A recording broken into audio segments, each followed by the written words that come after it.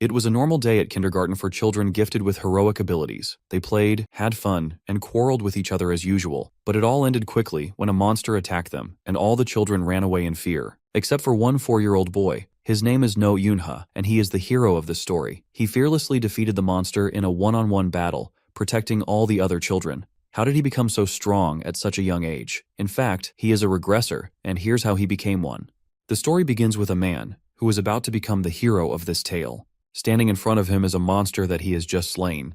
He is No Yunha, who is inside one of the world's 8 black dungeons, a place feared by all. No one has ever had the courage to clear this dungeon. This place is called the Abyss. As No moves forward, he sees more monsters appearing in front of him.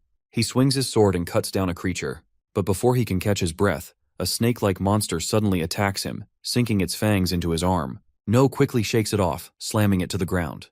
Taking advantage of the opening, he swiftly decapitates the head, killing it instantly. Just as he thinks the danger is over, he spots another monster lurking nearby. It lunges at him, and No reacts fast, striking it with his sword. But the monster bites down on his blade, snapping it in half. With a powerful swing of its tail, it sends No flying backward. Despite the attack, No doesn't give up. He quickly pulls out another sword and strikes the monster, slashing its throat and killing it. Breathing heavily, he looks around and realizes that all of his party members have been slaughtered. Seeing their lifeless bodies, he mutters to himself that everyone is dead. But then he notices a sword lying nearby. Picking it up, he declares that even if his team is gone, he will face the dungeon boss alone. No reaches a massive door, standing at the entrance of a boss room. As he pushes it open, all he sees inside is complete darkness. He looks around, trying to make sense of the emptiness, and realizes that the Master of Darkness must be here. Just as he thinks this, the dungeon boss opens its eyes. In an instant, a hole is blown through No's stomach, and the impact throws him so far that he crashes into the farthest wall of the boss room. Despite the intense pain, No starts laughing. He realizes that this dungeon will become his grave. He mutters to himself that the boss is too powerful. For humanity, defeating the Master of Darkness is impossible. He never thought he would die in a place like this, but strangely, it doesn't feel so bad. He has made it deeper into this dungeon than anyone ever has. No one else has dared to come this far. Just then, a voice shouts his name. A girl yells at him, telling him that he cannot die here. It is Yu Zhong. She rushes to him and begins healing his wounds. No looks at her in shock and asks how she is still alive. He tells her to leave immediately before it's too late. Yu Zhong doesn't listen. Instead, she shouts at him to shut up, saying she is going to save him no matter what. As she continues healing him, she thinks to herself that it is a miracle he is still alive after taking such a serious hit. But then she says that if she can perform a miracle, she will be able to save him. No can no longer speak, but in his mind, he accepts his fate. But he has no regrets. He dedicated his entire life to hunting monsters, and now, this is where it all ends. He feels no sorrow for himself, but he worries about his partner. He is about to leave her alone in this dangerous world. He never had any deep attachment to anyone, but the thought of that girl, who has just stepped into adulthood, being left behind in this cruel world, fills him with concern. Yu Zhong, in tears, screams that no matter what happens, she will save him. She knows she has many limitations. She can only turn back time for a short duration, but she is willing to pay any price to make sure he survives. Yu Zhong begins to perform her miracle. A golden light fills the air, shining brightly. As soon as the miracle is complete, No opens his eyes for the first time. In front of him, he sees 2 figures. He tries to speak, but the only sounds that come out of his mouth are baby-like murmurs. Confusion fills his mind as he wonders what is happening in this place. No's father looks at him and tells him that he was the one who woke him up. But instead of looking at his father, No reaches out and grabs his mother's finger. His mother smiles and says that her child is finally holding her hand. No's father, feeling a little jealous, tells him to look at him too. But No isn't paying attention. His mind is filled with confusion. He starts thinking about what is happening and realizes the truth. He is not dead. This is not the afterlife. Somehow, he has traveled back in time to when he was just a 1-year-old baby. No struggles to believe what is happening. It should be impossible for someone to turn back time like this. Then, it all makes sense to him. Right before his death, Yu Zhong must have used her power. She created a miracle and turned back time for him. He realizes that this is not surprising at all. Yu Zhong was one of the strongest people, even among the 12 sovereigns. If anyone could do something like this, it was her. Meanwhile, No's parents are watching him. His father smiles and says that No looks just like his mother. His mother laughs and says that his eyes are big, just like his father's. No looks at them and thinks that he never imagined he would see his parents like this again. In his past life, he lost them when he was only 6 years old. Monsters attacked their home, and from that moment, he started hating them. But now he has been given a second chance. This time he will change his future. Clenching his fists, he silently makes a promise to himself. His parents, noticing him making a fist, get excited. His mother tells his father to quickly grab a camera so they can take a picture of this moment. No is lying on the ground, deep in thought. He realizes that he has really traveled back in time. He still has all the memories of his previous life, but right now, he is trapped in the body of a baby. At this moment, he is completely helpless. Speaking, walking, and moving on his own are impossible for now. His daily life consists of eating, sleeping, and doing nothing else. For now, his only challenge is trying to roll over for the first time. Meanwhile, No's sister, Yuna, is shouting at him, telling him to try harder, to flip properly. No looks at her and begins to explain who she is. Her name is Yuna, and she is his older sister. But in his past life, his memories of Yuna are the blurriest. Compared to his parents, he barely remembers her. But there is one memory of her that is still clear in his mind. The day the monsters attacked. The day he lost his parents. That day, Yuna held him tightly and promised to protect him. He still remembers how she hugged him. How she told him she would never let anything happen to him. As he recalls this, No suddenly flips on his own, completing the move without even realizing it. Seeing this, Yuna claps excitedly, cheering for him. She calls him the best little brother ever and pulls him into a tight hug. No is now 9 months old. He has started absorbing mana into his body. He explains that mana is everything. It exists everywhere, sometimes in small amounts, sometimes in large concentrations, but it is always present. In his past life, his body did not have much mana, but this time he is determined to fill his body with it from a young age. Meanwhile, Yuna appears in front of No. No looks at her and starts thinking to himself. He observes that her body seems to hold a lot of natural energy. But this power, as strong as it is, can also be dangerous. If there is too much energy inside a person, it can lead to poisoning. No understands the danger this poses. He knows that before things get worse and more complicated, he needs to help her control this power. As Yuna tries to help him walk, he struggles, but he is determined. She says that she wants him to learn to walk properly. No is now 4 years old. He proudly says that now that he is older, he can walk and talk much better. He also mentions that the time he gets to go outside and explore has increased a lot. No spends time with his sister Yuna. They are outside with a group of children, playing together. Yuna happily greets the kids and tells them that she has brought No along with her today. No stands at the side, watching Yuna interact with everyone. He notices how popular she is among the children and even with the neighbors. Comparing himself to her, he feels like there is no competition, while he is barely noticed. A girl from the group notices No and frowns. She asks him what he is doing there, saying that no one needs him in this place. No responds casually, saying that he was dragged here against his will. He calls her Fat Minji, which makes her instantly angry. She yells at him, reminding him that she has told him many times not to call her that. Her name is Minji, and she wants to be called by her real name. No smirks and tells her that since all she does is eat, he is going to call her Fat Minji. He then tells her to calm down and be quiet. Meanwhile, the children gather and discuss what game to play.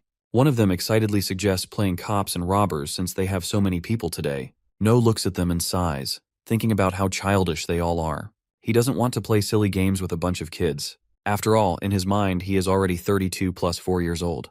Just as he is about to refuse, his sister Yuna turns to him with excitement. She happily tells him that this is his first time playing cops and robbers, so she will explain the rules properly. Looking at her bright smile, No thinks to himself that for her sake, he can at least do this much. Later, No and Yuna walk home together, their clothes covered in dirt from playing with the other kids. Yuna looks at their messy clothes and laughs, saying that even though they got dirty, they had a lot of fun, and that's what really matters. No agrees with her. As they continue walking, they notice a dark alley up ahead. From the shadows, a wild dog appears and starts moving toward them. Yuna quickly steps in front of No, telling him to stay behind her. She promises to protect him, but her voice trembles with fear. No sees a glimpse of something familiar. In his past life, he had a memory of Yuna holding on to him, saying the exact same words. But back then, he was helpless and unable to do anything. This time, things will be different. No steps forward, determined to protect Yuna. He refuses to be weak again. As he speaks, a powerful aura begins to rise from his body. The energy surges around him, strong and overwhelming. The wild dog, sensing the immense power, hesitates. Fear starts to creep into its eyes as it realizes that No is no ordinary boy. Meanwhile, No, now frustrated, firmly tells the dog to leave. As soon as the dog hears this, it actually runs away. After that, No finally stops releasing his terrifying mana. Yuna watches in surprise. She looks at No and starts to say something, but before she can finish, No tells her that she doesn't need to worry about him. He assures her that he is much stronger than he looks. Yuna, now excited, eagerly asks No if what he just did was a form of mana control. She begs him to teach her how he did it. Her eyes stay fixed on him, full of curiosity and admiration. No sighs and agrees, saying that he will teach her. Yuna becomes even happier, and No thinks to himself that he had already planned to teach her mana control later, so it doesn't really matter. With a bright smile, Yuna grabs No's hand and starts leading him home, telling him that they should go back. As they walk, No silently thinks to himself that he wants to protect her smile forever. Since coming back through regression, he now knows when the tragic incident with his family will happen. He remembers losing his entire family when he was just 6 years old. But this time, things will be different. He has been given a second chance, and he will do whatever it takes to stop that tragedy from happening again. No begins Yuna's mana training, instructing her to spin a top using only her mana. She tries, but she struggles to maintain control. No watches her attempt and tells her to focus. He explains that she needs to balance the power she is using on the right side by applying the same amount on the left. Only then will the top continue spinning properly. Hearing this, Yuna replies that it is much harder than she expected. No, standing to the side, observes her efforts. He notes that she has an incredible amount of mana, but she is unable to control it properly. He finds it ironic that despite having so much power, she struggles to use it effectively. Yuna, now motivated, declares that she will prove herself. She gathers a huge amount of mana and directs it toward the top. The sudden surge of energy causes the top to spin out of control, flying in random directions. No watches and comments that she still has a long way to go before mastering her abilities. Later, No sits with his family watching TV. While he watches, his mother looks at him and says that next year, when he turns 6, he will have to start kindergarten. No looks at her and replies that he doesn't need to go to kindergarten. His mother reminds him that he made a promise. When he turns 6, he will go to school, just like they agreed. No thinks about it for a moment. He remembers how, from the beginning, he refused to go. But in the end, he had promised his mother. Now he has no choice. He sighs, feeling frustrated. He can't believe he will have to sit in a room full of little kids. Just thinking about their crying and whining is already giving him a headache. As he sits there, still lost in thought, the TV announcer's voice catches his attention. The announcer says that the new year is about to begin in 1 minute. He adds that the start of this new year is very important for all of humanity.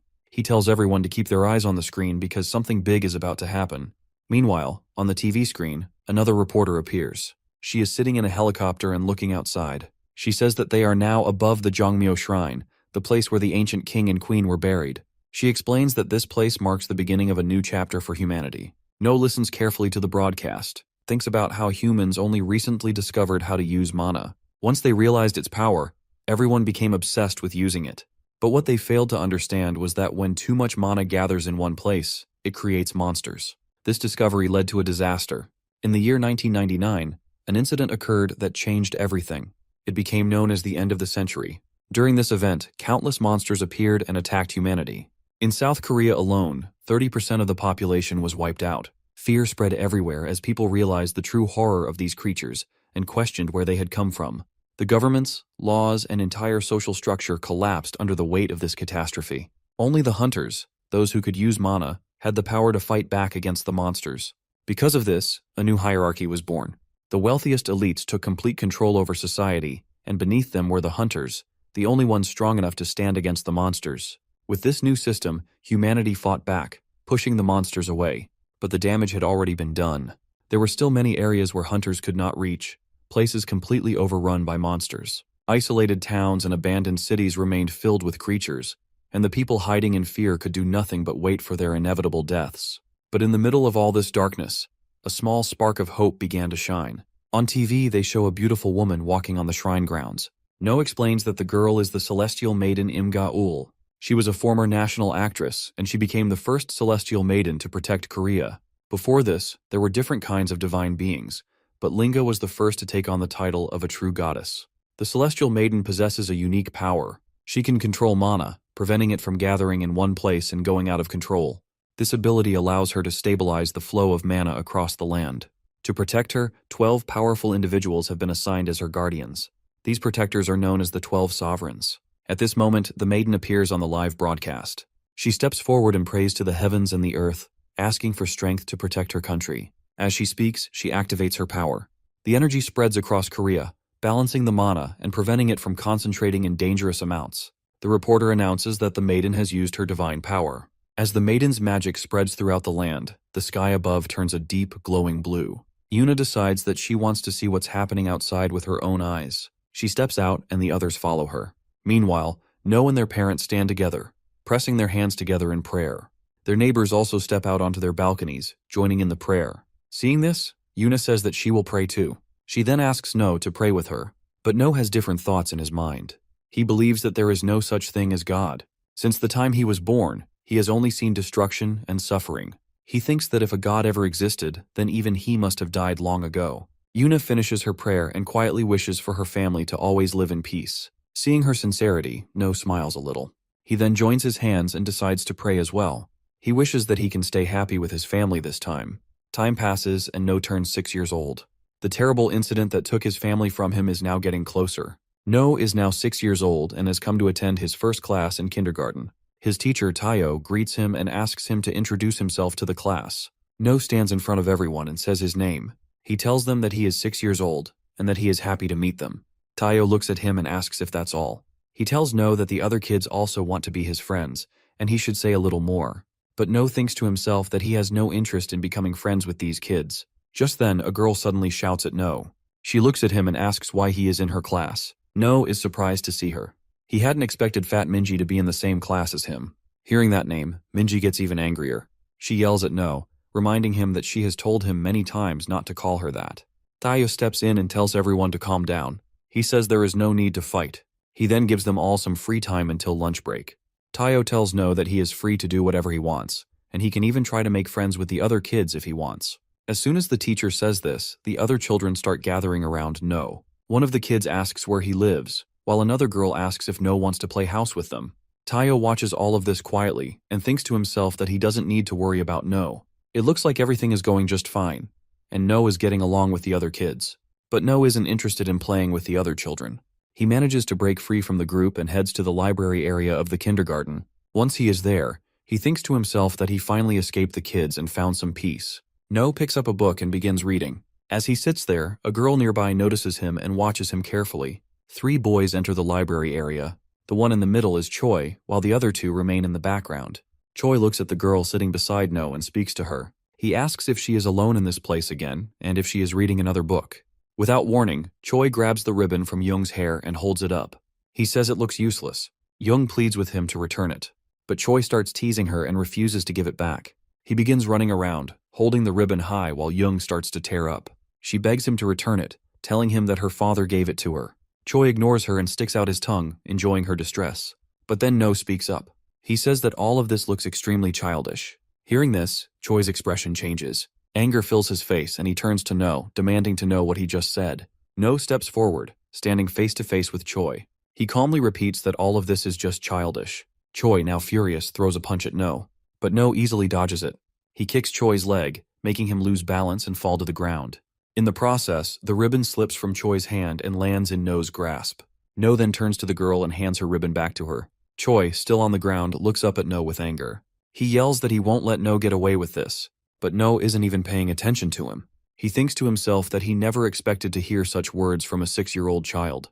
He simply glares back at Choi, and in that instant, Choi freezes, and without saying anything more, he quickly turns and runs away, shouting that he will deal with No next time. Young steps closer to No. She gently grabs his sleeve and softly thanks him for returning her ribbon. No looks at her, lost in thought. He recalls Minji and Choi, both of whom had slightly above average mana levels compared to regular people. However, aside from those 2, most of the children here seem to have no special abilities at all. Curious, No decides to check Young's mana level. The moment he focuses on her, he sees something surprising. From within the girl, an overwhelming flow of mana is radiating outward. His eyes widen slightly as he realizes how much mana she possesses. Young doesn't just have a lot of mana, her mana reserve is even greater than his sister's. And not only does she have such a vast amount of energy, but she also has perfect control over it. This kind of talent is not normal. Someone this gifted is almost certainly one of the 12 sovereigns. And even if she isn't one of them yet, No is sure that she could have become a disciple of one of the 12 sovereigns. No carefully observes Young, analyzing her closely. He thinks about how, despite having regressed and knowing so much about this world, he has never once heard of a girl named Young. If she truly possesses this much potential, then in the future, she could become an incredibly famous player based on her mana level alone. No looks at Young and tells her that from now on, they should be friends. Young, a little surprised, nods and shakes his hand. No continues to think to himself that he doesn't fully understand what is going on, but one thing is clear, this girl has immense potential. And in a world like this, it is always best to stay close to people with talent. Meanwhile, At No's home, his mother stands in front of a mirror, adjusting the brooch she has pinned onto her clothes. She smiles warmly, looking at No as she tells him that the carnation he made for her is truly beautiful. No watches her, his thoughts lingering on the simple craft he made in kindergarten. He hadn't expected her to appreciate it this much, yet here she is, proudly wearing it. Just then, his mother turns to Yuna, complimenting her as well, telling her that she also did a wonderful job making her own carnation. No, observing it closely, thinks to himself that Yuna is not particularly skilled at making these things. And the next moment she hands him one as well, her expression bright with excitement. Their mother watches the exchange and then, with a playful smile, turns to No. She mentions that she had seen him make an extra carnation earlier and asks if he had made it for Yuna. No responds that it was actually meant for Grandma. As he stands there, memories from his past life begin to surface. He had lost his entire family. He had no parents, yet in school every year he was still required to make a carnation. Whenever he brought it home, his grandmother would always check, and then the flower would be placed on top of the shoe cabinet as decoration. Year after year this routine continued. But despite making one every time, he never once had the courage to give the carnation directly to his grandmother. Back then, he had always felt that if he handed it to her himself, he would somehow lose his burning desire to kill the monsters, the very creatures responsible for his family's death. He had feared that by doing so, his anger would fade away. He had held back until the day she passed away. But this time, he was determined not to make the same mistake. No recalls how the Celestial Maiden's government had once constructed a road leading into a previously restricted area. This road was meant to connect the normal world with the restricted zone, allowing ordinary citizens a chance to enter. Since it was a newly opened path, a significant number of hunters had been placed on standby to ensure security in case of any emergencies. However, on the very day the road was officially opened, something no one had anticipated occurred. A kraken monster suddenly emerged without warning. It had appeared out of nowhere, and due to its sheer power and size, many people lost their lives in an instant. Among the casualties was No's own family as they were on the way to meet with Grandma. His father's voice brings him back to reality. He announces that the vacation is approaching and asks if they would like to visit their grandmother. No, after hearing his father's words, thinks to himself that the day he had been waiting for has finally arrived. No is resolute that nothing can change his decision. His family cannot go to see his grandmother. He begins explaining, sharing a deeper truth about his father's side of the family. No's grandmother is from his mother's side. His father had been an orphan, and No's maternal grandma had been the one to take care of him. No had felt lost and broken, but his grandmother had cared for him, offering him love and support until her very last breath. As No reflects on all this, his father interrupts, saying that the road leading to No's grandmother's home had been dangerous in the past, but now, a safer route has been built and is being protected. According to him, everything should be fine if they decide to go there, and no harm will come to them. No tells his parents that they cannot visit his grandmother.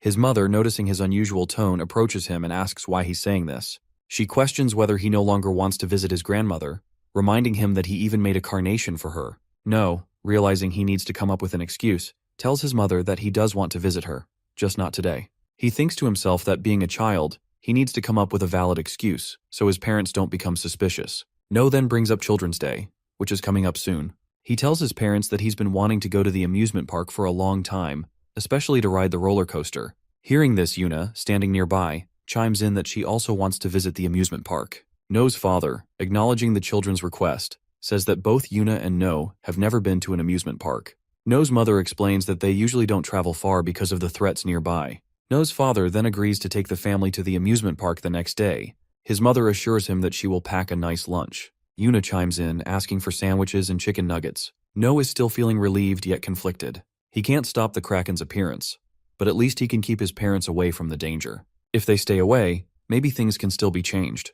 Just then, No's mother receives a phone call, and upon answering, her face shows shock. She speaks hurriedly, assuring the caller that she'll take care of her mother. No's father, noticing her reaction, asks if something's wrong. She responds that her own mother has suddenly collapsed. Hearing this, No wonders how this could have happened. His grandmother had always been in good health. Everything had been fine until he left for the Player Academy. No's mother insists that while she doesn't believe her own mother's condition is too serious, she still feels the need to go see her. His father agrees to accompany her. He reassures her, saying he's just as worried about her mother's health and will go with her. However, No's mother is concerned about the children. No's father suggests they can't take the children to the theme park in such a situation.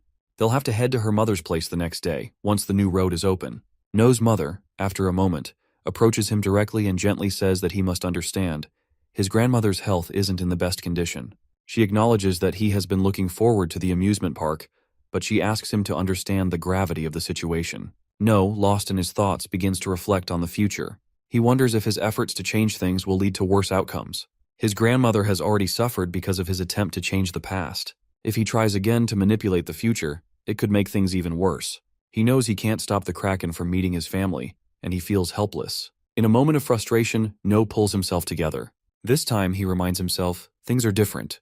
This time, the difference lies in him. He has started absorbing the power to change his fate from a very young age, and his capacity has grown beyond what it was before. He has experience now, something he didn't have before, and with that experience, he knows how to fight the monsters that are to come. No, having made up his mind, tells his mother that he understands and will go to see their grandmother. He also reassures himself that if he can't stop his family from encountering the Kraken, then he will face the creature himself. As he reflects, No begins to explain the threat levels of monsters, as classified by the Player Association. Monsters are ranked on a scale from 9 to 1, with the most dangerous falling into the first rank. Each rank represents an increase in danger and complexity.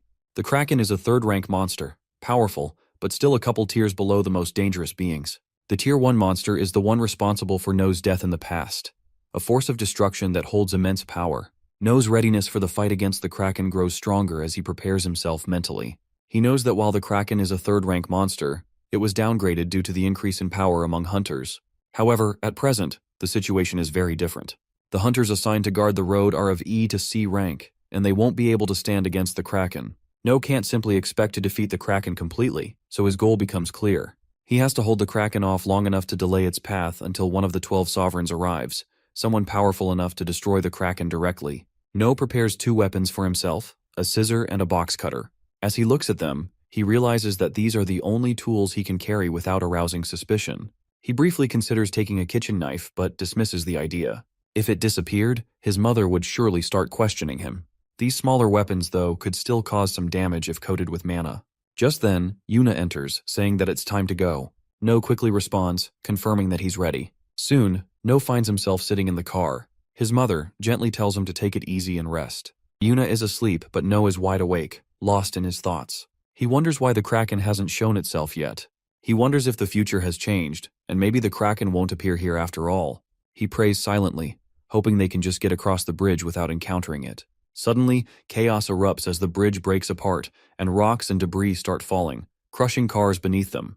It's in this moment, amidst the destruction, that No finally sees it. The massive creature emerges, its terrifying form looming before them. As the Kraken's massive tentacles lash out, it begins to slaughter anyone in its path. The people who were on the other side of the bridge are running for their lives, desperate to escape the creature's wrath.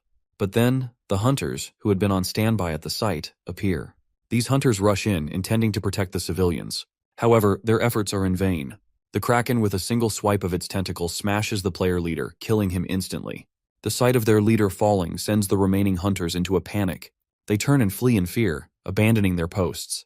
The civilians, seeing this, are outraged. They shout at the fleeing hunters, calling them cowards for running when they were supposed to protect them. No's father looks at the devastation around them. He turns to his children, urging them to leave the area as quickly as possible. He tells them that if they remain calm and stick together, they can make it out safely. He reassures them to trust him and follow his lead. No begins to grasp his father's intentions. His mother, sensing the urgency, quickly speaks up. She tells the children that they need to listen to their father. They must leave the car in the area immediately if they want to survive. No's family quickly exits the car. However, Yuna struggles to stand, her legs trembling uncontrollably. She speaks up, wondering why her legs are shaking so badly, as she desperately wants to walk. Her father, noticing her fear, immediately steps forward and lifts her onto his shoulder. Seeing this, No's father turns to him and asks if he can walk without trouble. No reassures him that he's fine, ready to move forward. Meanwhile, one of the hunters running ahead of them calls out, urging them to follow quickly. No, along with his family, follows the player. As he moves, his mind races. He realizes the hunters must have seen the true nature of the monster they're facing, a rank 3 Kraken. The hunters are clearly aware that they stand no chance against such a creature. Their main goal is to get everyone out of this place safely, away from the impending danger. No quickly points out that the real problem isn't just the Kraken. As his family is following the player's directions to escape, they witness the player being hit by a spear that pierces through his body, sending him flying. No then notices new monsters arriving, rank 7 diver monsters climbing the bridge. He identifies them immediately. The divers waste no time and one of them attacks a player, biting them in half. More monsters follow, attacking everyone in sight, including the hunters. The civilians and hunters scatter in all directions, trying to survive the sudden onslaught. One player calls out for healing magic after a girl gets injured, but before anyone can act, a diver throws a spear which pierces the healer. More divers swarm the area, tearing into the hunters and civilians, leaving nothing but destruction in their wake. No's father, determined to get his family to safety, reassures his children, telling them to trust him and follow his lead. He emphasizes that they must not look back, no matter what. He picks up Yuna and with the rest of the family runs as fast as they can to the other side of the bridge. But as they rush forward, the Kraken uses its tentacles to grab several cars, hurling them into the air. The cars crash down, blocking their main escape route. No notices this and urgently warns his father, but they're forced to stop. Suddenly, a massive explosion erupts in front of them as the cars detonate, completely blocking the road. Two hunters nearby shout at each other, frustrated, realizing their backup hasn't arrived yet. One of them asks where their reinforcements are, while the other responds that it's too late for that. They now have to face the monsters on their own until backup can get there, if it ever does. No, overhearing the chaos around him, starts reflecting on the last time he experienced something like this. He recalls how it took the 12 sovereigns 30 minutes to arrive the last time. The hunters here aren't as powerful, but they're managing to handle the monsters for now. However, he knows if they can't contain the Kraken, if it's not dealt with soon, they'll be doomed. No pulls himself together. He tells himself that he's prepared for this, that he's ready for the possibility of everything going wrong.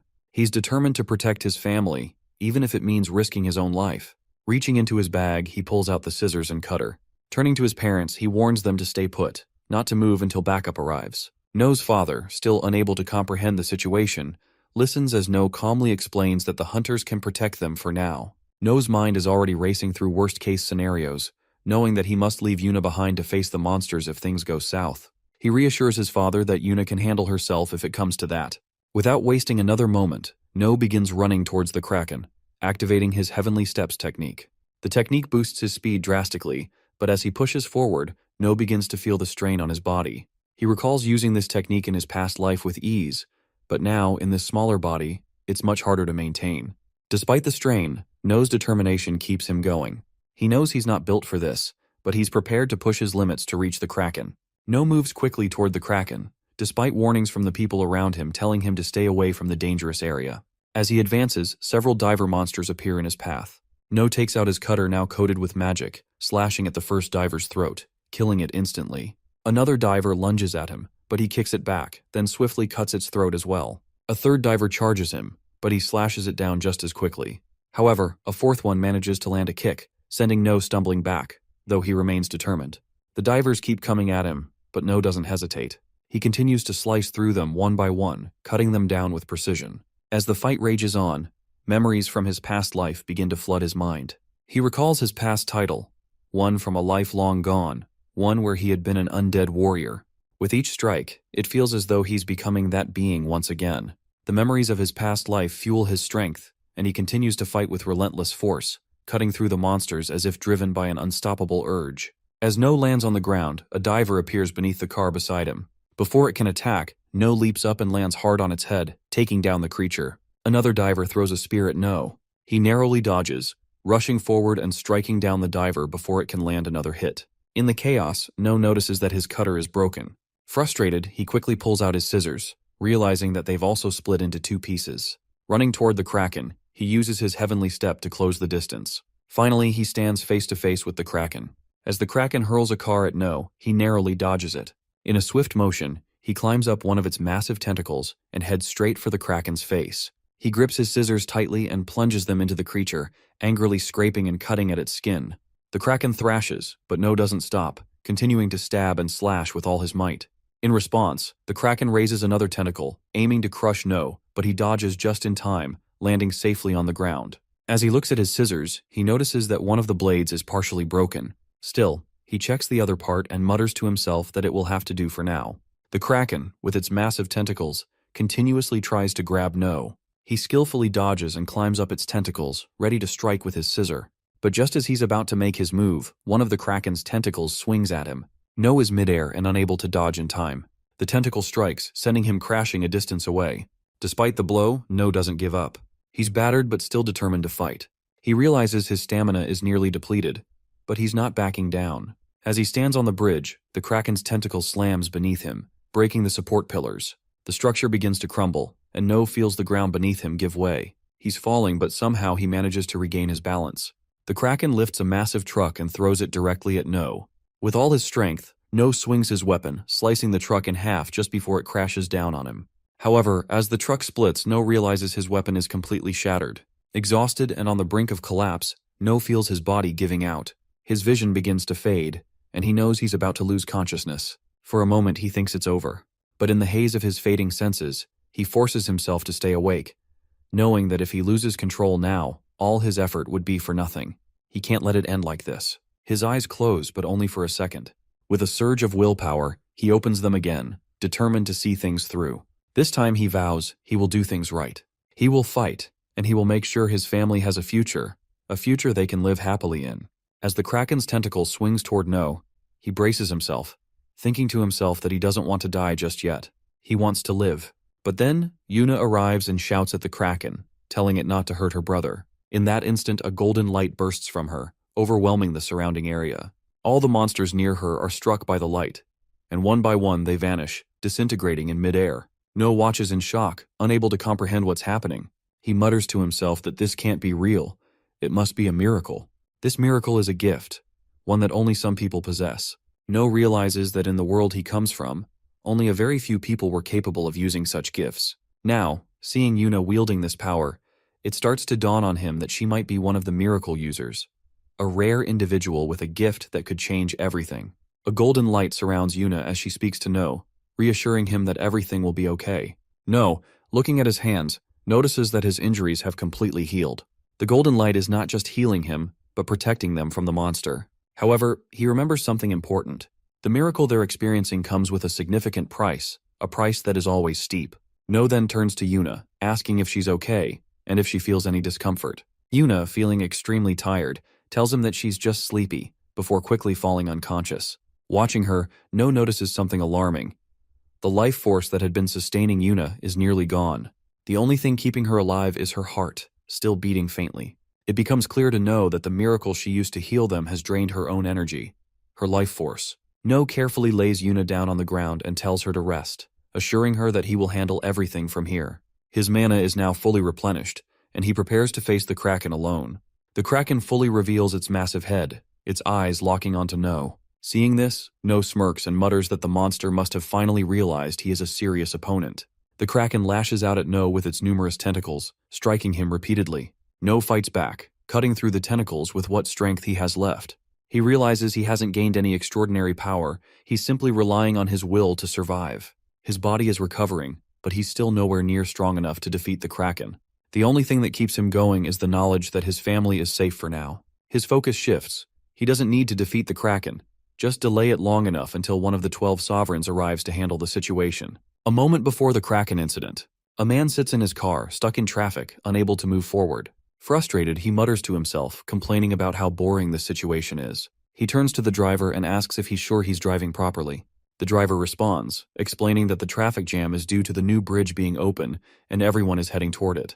The man, still irritated, comments that he should have quit his job with the 12 sovereigns. He joined the group to fight stronger opponents, not to protect ordinary people. He never signed up to shield civilians from danger. At that moment, the car driver and the red-haired man suddenly sense a strange presence nearby. Almost immediately, the red-haired man's phone starts ringing. When he answers, the person on the other end tells him that he must have already felt it by now. Without wasting time, the man directly asks what rank the creature is. The person on the phone replies that the monster that has appeared is a rank 3 Kraken. Hearing this, the red-haired man becomes excited and asks for the exact location of the monster. Seeing his reaction, the driver starts thinking to himself, a dangerous monster has just appeared, but instead of being worried, this man looks thrilled. The person on the phone starts speaking, explaining that they still don't know the exact damage caused by the Kraken. However, the destruction in that area is massive. The hunters they had already sent there are not strong enough to handle a Kraken. They reassure him not to worry and promise to pick him up soon. Meanwhile, the man steps out of his car and stretches his legs. He looks toward the destination where the monster has appeared and decides to run there himself. The man pulls out a sword from the car. Seeing this, the driver questions him, asking if he really plans to go on foot. He reminds him that the place is 2 hours away from here. But the man confidently responds that he only needs 30 minutes. As soon as he says this, he strengthens his body and takes off at incredible speed. In an instant, he disappears into the distance. The driver watches in shock and then smirks, saying that this is exactly what he expected from the clan lord. He notes that their leader is always eager to fight against powerful opponents. This man is none other than Flame Demon, Kang, the leader of the Blaze clan. Kang has been running for 30 minutes straight, and finally he reaches the place where the Kraken is. Along the way, he kills the monsters that come in his path. But then he notices something, the use of Yuna's miracle. Seeing such a powerful mana presence, he immediately realizes that no ordinary player in this area could have cast it. This means there is someone new here, someone powerful. Meanwhile, No is standing before the Kraken. But before the monster can strike, Kang arrives just in time and slices off one of the Kraken's tentacles. No sees him and instantly recognizes him as Flame Demon Kang, one of the 12 sovereigns. The Kraken, now injured, quickly dives into the water to extinguish the flames on its body. No explains that Kang's gift is flame manifestation, which allows him to control fire. That is why he is called the Flame Demon. Kang then looks at Yuna and No, observing them carefully. He notices the mana flowing around Yuna and wonders if she is the one who cast the magic he sensed earlier. He also realizes that she has lost consciousness, likely because she used up all her mana. No, on the other hand, has been protecting her from the Kraken all this time. Kang thinks to himself that these two kids are incredibly strong. He feels excited, wondering just how much they will grow as hunters in the future. Then he speaks to No, telling him not to be so afraid. He has no intention of fighting them, at least not right now. He is here for only one reason, to kill the Kraken. He tells the children to stay back because the Kraken is about to rise from the water again. No was already familiar with Kang before his regression.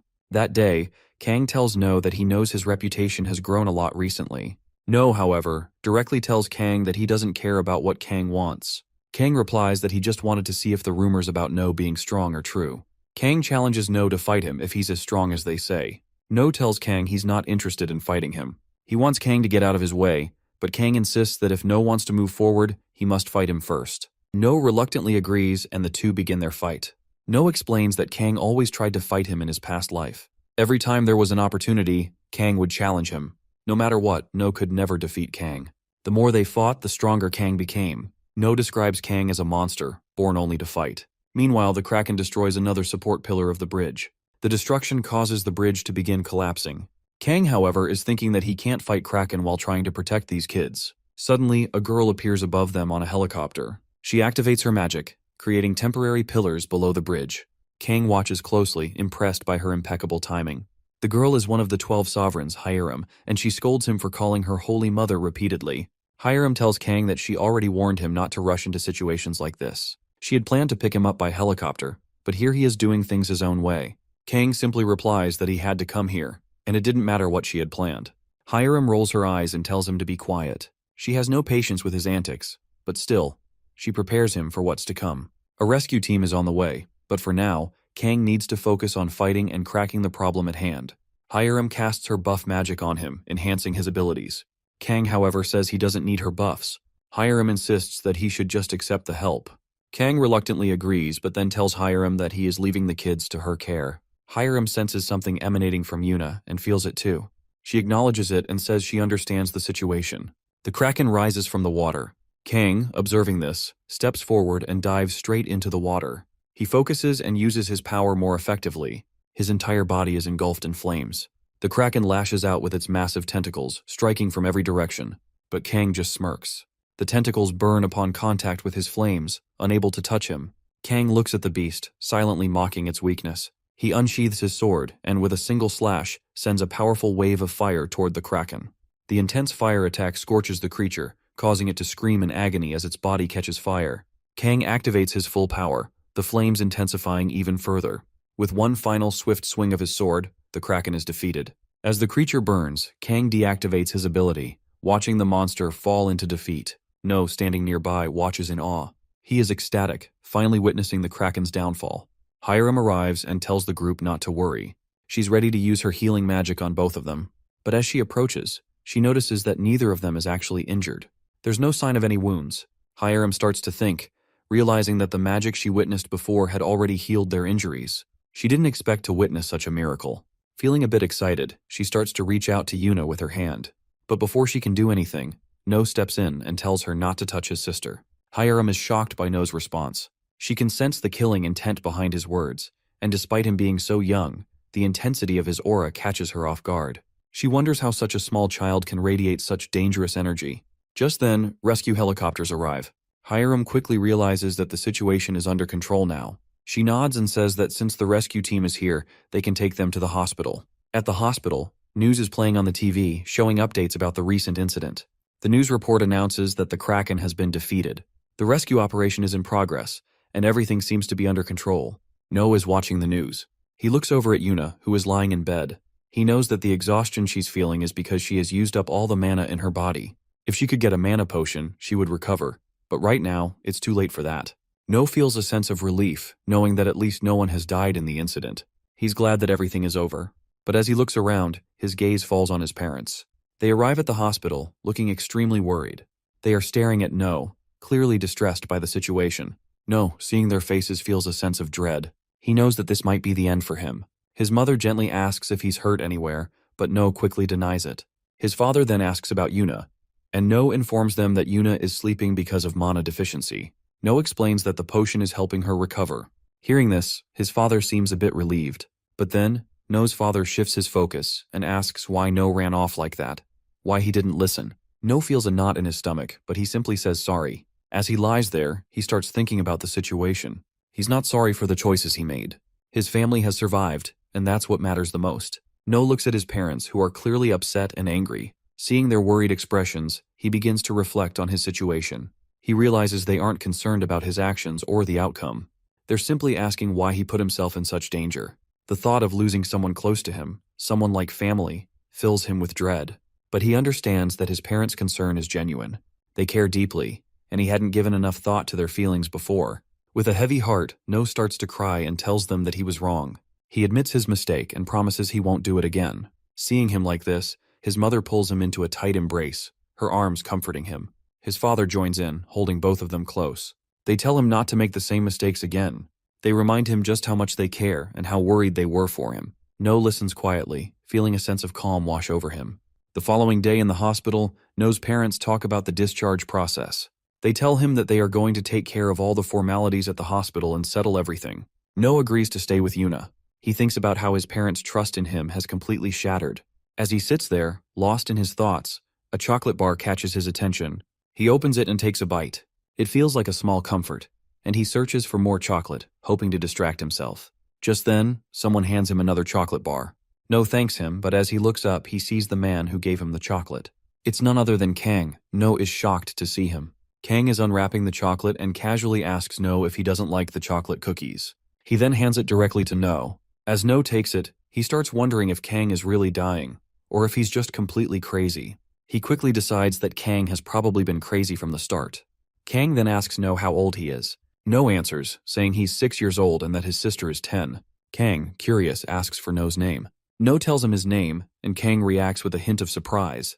Kang then asks if No would be interested in joining an academy. He offers to recommend him. No starts to think. He wonders if Kang wants him to join the academy to train him as a player, and when he gets older, perhaps fight against him. He starts to wonder if Kang is looking for a strong opponent after running out of challenges. Kang decides to leave the room. Before he exits, he tells No that he is still young and has plenty of time to think about everything. He assures No that he will remember his name.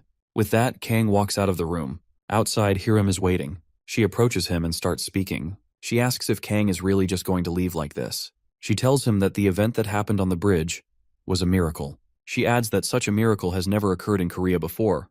Kang, however, doesn't care about miracles. He firmly states that it doesn't matter if it was a miracle or not. What matters to him is whether the person is strong or not. Hiram, frustrated, shouts at him angrily, calling him an idiot. Kang replies that he's not an idiot and actually, he is more powerful than her. He reminds her that she has become one of the 12 sovereigns, so she should be careful about how she speaks. Kang warns her that if this event is reported, it will attract attention from all over the world. He tells Hiram that if that happens, Yuna's normal life will be ruined, and she will never live in peace again. Hiram knows that she doesn't want that to happen to her. Hiram is left speechless by Kang's words. Kang, seeing her reaction, tells her that if she understands, she should stay away from this matter. He then suggests they head to a nearby cafe to get something sweet to eat. Hiram, surprised by his request for something sweet, looks at him in disbelief. She can't help but ask if he's gone mad. The day after the Kraken incident, No and his family arrive at their grandmother's house. As they pull into the driveway, No's grandmother sees the kids sleeping in the car. She notices how exhausted the children are. Later that night, No wakes up and finds his sister lying on top of him, still asleep. He carefully moves her off and notices his mother and father in a similar position, with his mother resting on his father. Watching this, he wonders if his mother has always had this odd sleeping habit, and his sister also got it from her. After adjusting his sister, No wraps her in a blanket and quietly exits the room. He steps out and starts thinking about everything. He's sitting outside and reflects how much his mana has increased. He wonders if this strange new ability is some kind of gift he has gained. No begins to remember his past life. He recalls the gift he had was called Berserker. This gift allowed him to increase his physical abilities and magical power the more mana he consumed. However, it also came with a drawback. As he used more mana, he would slowly lose his sanity. The last time No consumed all of his mana, he did not lose his sanity. He realizes that if there had been no penalty attached to the gift, it would have been a truly powerful ability. But he also understands that the true nature of his gift remains a mystery. As he reflects on this, his grandmother appears in front of him. She asks what he has been doing awake at this hour. No tells her that he slept a lot in the car earlier. His grandmother, wrapping a shawl around him, reminds him that if he wants to grow into a better adult, he needs to sleep more. No thinks to himself that his grandmother has always been there for him, guiding him through his thoughts. He then asks her why she isn't sleeping. She replies that it's because he isn't sleeping. Just then, his mother enters the room with a cup of warm milk. No starts drinking it, grateful for the care. While No drinks, his mother talks to his grandmother, telling her how surprised she was the last time she received the call. His mother then explains that she was worried, but his mother is also relieved that she is doing better now. His grandma mentions her neighbor, who is always causing drama, but still reassures her that everything will be okay. No thinks about how his grandmother slipped on the stairs, but she still says that she didn't get seriously injured. She tells him that she's a little distracted, but assures him she's fine. She begins to explain that she felt like she saw No's grandfather, who was waving his hands, trying to stop her from coming upstairs. No ponders over this strange dream his grandmother describes, wondering if it might be some kind of warning. Meanwhile, his mother continues talking to Grandma. No, still deep in thought, sips his milk quietly. After a moment, No's mother asks him what he wants to do when he grows up. As No hears his mother's question, a dark shadow seems to loom over him. His past life memories flood his mind, the countless monsters he had fought, the battles he had won. He remembers all of it vividly, but it doesn't bring him peace. Instead, it leaves him feeling confused and lost. His mother notices his distant expression and asks him what's wrong. No quickly brushes it off, telling her it's nothing. He admits that he doesn't know what lies ahead. His grandmother, sensing his uncertainty, tries to comfort him. She tells him that he's still young and has plenty of time ahead. She encourages him to experience life fully, make friends, fight for what he believes in, study, and play. She reminds him that he has the chance to discover everything on his own, and even if he doesn't have all the answers now, that's okay. Life will guide him, and he should live it to the fullest until he finds his path. No's mother, hearing her own mother's words, agrees. She hugs No, assuring him that his time is in his hands. She believes in him completely. She tells him that his name, No Yun Ha, comes from the universe itself, and with that name, he has endless potential. Whatever he wants to do, he can do it. She will always support him no matter what. His grandmother, nodding in agreement, adds that she too will always stand by him. Yuna arrives and mentions that she wants some milk too. No remembers something and quickly hands over the carnation he had made in class to his grandmother. She smiles, thanking him, and tells him she'll proudly display it on top of the shoe shelf, showing it off to everyone. No feels a sense of warmth knowing he's created something meaningful for her. As he watches his grandmother, No reflects on the wonderful memories he's about to make in this life. He feels grateful for having such a supportive family. His grandmother's happiness fills him with contentment as he silently thanks her for all the love she's given him. A few days later, No's parents share some exciting news with him. They're going to have another child.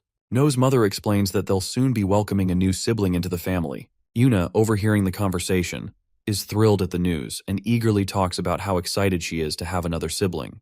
No's mother notices that he seems unusually quiet and approaches him, asking if something's wrong. No, however, is overwhelmed with happiness. He smiles through tears and thanks her. He tells her that this moment is the best thing that has ever happened to him. Hearing this, his father chuckles and teasingly says that if others saw No like this, they'd think No is the real father. A year later, No is now 7 years old, and he is playing in kindergarten, surrounded by a few girls. Their laughter fills the air as No is stuck pretending to be a dog while the girls come and pet him. No starts to get annoyed but tries to go with it and stay calm. Among the girls, there's Minji, who stands away from others. She taunts him, asking why others are calling him cute. She even says they should get rid of it. Hearing this, No's anger starts to rise. He knows that Minji always tries to provoke him. Her attitude irritates him, and he stares at her with growing frustration. Minji, sensing his irritation, taunts him further, asking if he wants her to tell the teacher what he's been doing. No, trying to keep calm, lets out a low growl. He remembers the last time he was at kindergarten. He had gone to the corner of the room to rest, and his teacher had seen him. But instead of helping him, the teacher handed him to the girls. As the game of house continues, a girl playfully approaches them, acting as the dad back from work. As the other girls rush to her, No takes the opportunity and walks away. No steps outside and spots Young. No approaches her, curious about what she's doing. He asks her directly, and Young mentions that she's been obsessing over Sherlock Holmes for some time now. No comments that he knows what happens to Sherlock. He casually mentions that the Sherlock, along with Professor Moriarty, will fall into a waterfall. The moment No speaks, he notices that Young freezes. Realizing what he just did, No immediately understands that he's spoiled a part of the story for her. She looks at him, upset, and points out how much she was looking forward to reading that part herself. No, feeling a little guilty, chuckles and apologizes, trying to make light of the situation. He then reassures her that, in the next book, Sherlock Holmes comes back to life, trying to fix what he's done. But it makes the situation even worse. Young looks upset, and her eyes fill with tears. She tells him that he's really messed things up for her. No, now feeling genuinely bad, apologizes again. And then he awkwardly walks away, leaving Young sitting there.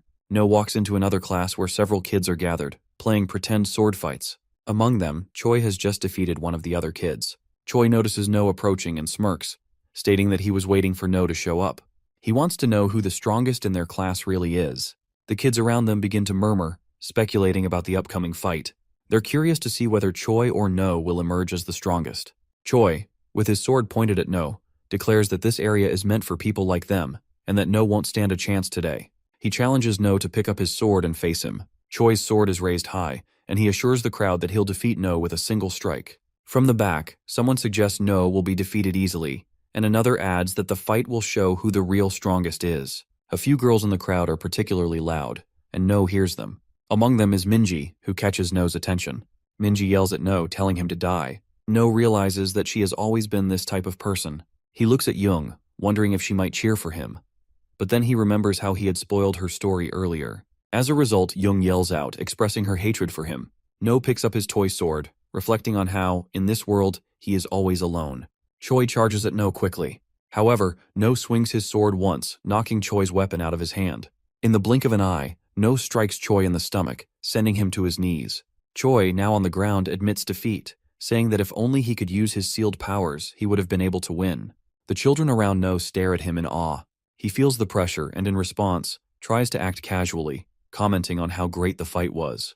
The other kids start to shout in excitement, impressed by No's performance. One of them pulls No aside, saying that he is the one who can pull the legendary Excalibur out. Soon they arrive at the spot where the Excalibur is kept. To No, it looks like just another toy. He wonders whether he should pull it out and what might happen if he does. He grabs the sword and pulls it free. Immediately, the kids around him cheer loudly, celebrating his victory. Meanwhile, near a bench, a bloody mobile phone lies on the ground, its screen showing a news report. The headline reads that Rank 7 goblins have appeared, and that the knights are engaged in frontline battles with them. However, the report also mentions that 2 goblins have already escaped. There is a high likelihood that more goblins are hiding in residential areas, and the public is urged to report anything unusual immediately. The children are now playing freeze tag. Meanwhile, No sits off to the side, watching them. He feels exhausted and is on the verge of giving up, but the other kids show no signs of slowing down. No watches as they continue to play, thinking to himself that he is so tired he might just pass out. Despite his fatigue, he realizes that with every opportunity he gets, he should continue to store as much mana as he can. His thoughts drift to the future, to a world where mana will play a big role. He believes that the more energy he accumulates, the stronger he will become. After the recent events, he knows that there is now more room within him to store this power. No continues to gather more energy. Eventually, the other children call out to him, asking if he is done resting and if he will join them in the game. Their teacher appears, bringing ice cream for the kids. The children excitedly rush to choose their flavors, talking about which one they want as they gather around. No grabs his ice cream and notices that Minji grabbed the exact same one. Both of them start tugging at the ice cream, insisting that the other should let go. No tells Minji that it's his ice cream, while Minji argues that she grabbed it first. They continue bickering in front of their teacher, who, frustrated with their fight, takes the ice cream from them. The teacher scolds them, telling them that they shouldn't fight over their ice cream with friends. Then, the teacher splits the ice cream in half and suggests that they should share it instead. No and Minji, still not quite happy about the situation, decide to play rock, paper, scissors to settle the matter. No declares that the winner will take all, but their teacher intervenes again, reminding them that they should share instead. Both No and Minji agree reluctantly. Just then, Young walks over, asking the teacher where Choi is. The teacher admits that he does not know for sure but suggests that Choi might be in the garden. Minji chimes in, explaining that Choi is probably there, swinging his sword around as usual.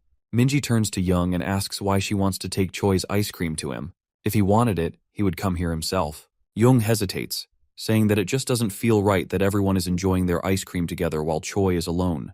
The teacher, overhearing their conversation, suggests that Young should take it to him if she is so concerned. Without another word, Young takes the ice cream and heads toward Choi. Meanwhile, the other kids gather again, ready to play another round of freeze tag. Minji walks up to No and tells him that he should join them. No refuses, uninterested. Minji warns him that if he keeps acting like this, no one will want to play with him. No shrugs and asks why she even cares so much. He tells her to go play with the others. Minji tells him that his sister Yuna asked her to make sure he played with the other kids. No immediately understands his sister is way too overprotective of him. The game begins, and the kids play rock, paper, scissors to decide who will be it. No ends up being chosen as the one who has to tag the others. He immediately targets Minji first, running toward her, but Minji freezes in place before he can touch her. Not giving up, No quickly tags another kid instead. Just as Minji unfreezes, he manages to dodge her and slips past while tagging her. Minji is furious, realizing that No has outsmarted her. With anger building up, she decides to go after him first. She charges him, but just as she's about to catch him, No feels something and stops. Standing still, he seems lost in thought. Minji, confused by his sudden pause, asks him why he's standing there, but No doesn't respond. Instead, his mind is focused on the strange feeling. At that moment, the door bursts open and the rank 7 goblin monster appears in front of them. It quickly advances, attacking one of the girls. Before the goblin can strike, No acts swiftly. He uses his mana beam ability to disarm the goblin, knocking the axe out of its hand. The goblin, now fully enraged, shifts its attention to No and begins to charge at him, swinging its axe wildly. No, with quick reflexes, dodges each strike. His mind races, considering his options. He notices the ice cream stick still clutched in its hand and realizes he could use it as a medium to channel his power, taking down the goblin in an instant. But just as he prepares to act, the teachers arrive on the scene. One of them uses a broom to knock the other goblin down, temporarily stopping its advance. The teacher instructs No to stay put, then throws the broom aside and takes down the remaining goblin with a single strike. With the immediate threat neutralized, the teachers rush to grab No and the girl, pulling them toward the classroom. As they hurry away, the 2 goblins are not far behind, still pursuing them. The goblin leaps forward, aiming to strike them down, but No reacts instantly. He channels his mana beam, blasting the creature back before it can reach them. Without wasting a second, the teacher pulls No and the girl inside the classroom, slamming the door behind them. Exhausted and breathing heavily, they take a moment to recover from the chaos outside. Thayo, the teacher, turns to the kindergarten director and asks about the other children. The director reassures him, explaining that most of the kids have already been evacuated.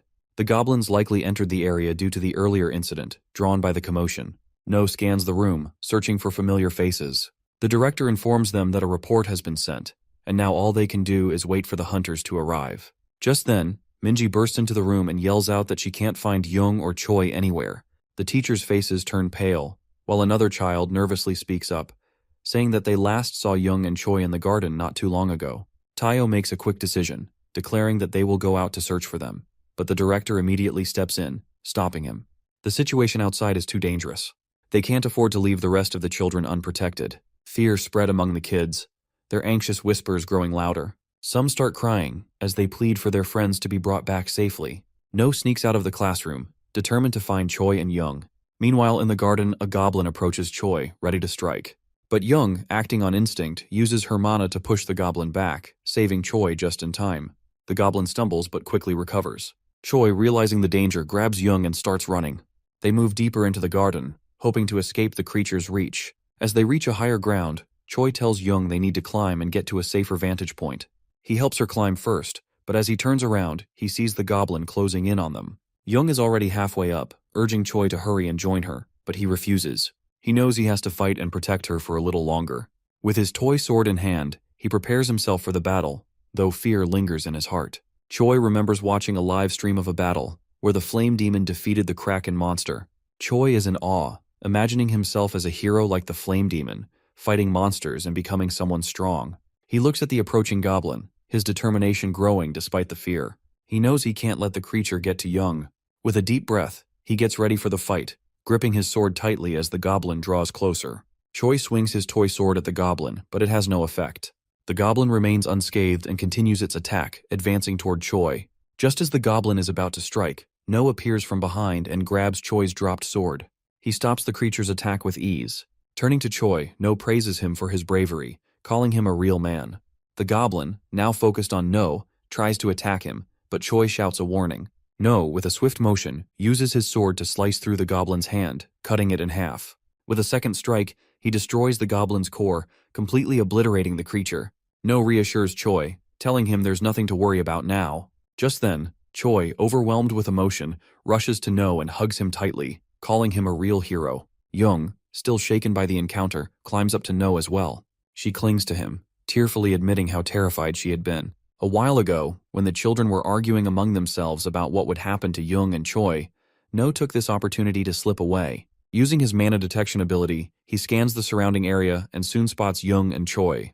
As he moves forward, he encounters another goblin in his path. No steps forward, ready to face the threat. As the goblin charges, he dodges its strike and leaps onto a nearby wall, moving behind the creature. With swift precision, he strikes with his own cutter, slashing at the goblin. The creature attempts to retaliate, but No is quick, jumping again and delivering a decisive blow, destroying it completely. The goblin falls to the ground as No moves quickly toward Young and Choi. Both of them, terrified and shaken by the monster's attack, cling to him, tears streaming down their faces. The sight of the creature had left them paralyzed with fear. The teachers arrive shortly after, their concern clear as they check on No, asking if he is all right. No nods, confirming that everything is fine. Later in the evening, the hunters finally arrive, and one of them approaches No with a serious expression, questioning whether he truly defeated the monster. No answers, explaining that the goblin had already been injured before he fought it. He simply dealt the final blow, ensuring it was gone for good. The player, though impressed, expresses disbelief, acknowledging that the goblin was a rank 8 monster, possibly even a 7. Such monsters weren't supposed to be easily defeated, especially by a 7-year-old child.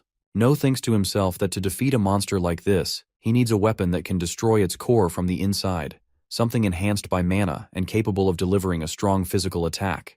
The player asks about the second goblin they encountered, wondering what happened to it. No responds, saying that the second goblin was likely already taken significant damage.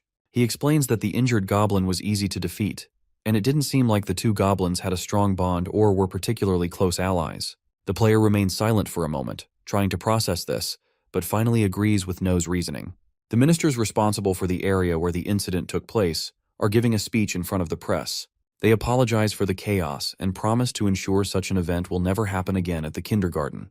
They declare No as the hero of the day, and he is awarded a certificate in recognition of his actions. His classmates cheer for him, applauding his bravery. As No stands there receiving the certificate, he can't help but think about his mother. He imagines her scolding him for causing trouble just like he did with the Kraken incident, expecting her to yell at him for getting involved in yet another dangerous situation, while No's father telling him he needs to write an apology letter first, and then they can talk. No, feeling overwhelmed, thinks to himself that he is probably going to be in trouble, but despite everything, he forces a smile as he holds the award.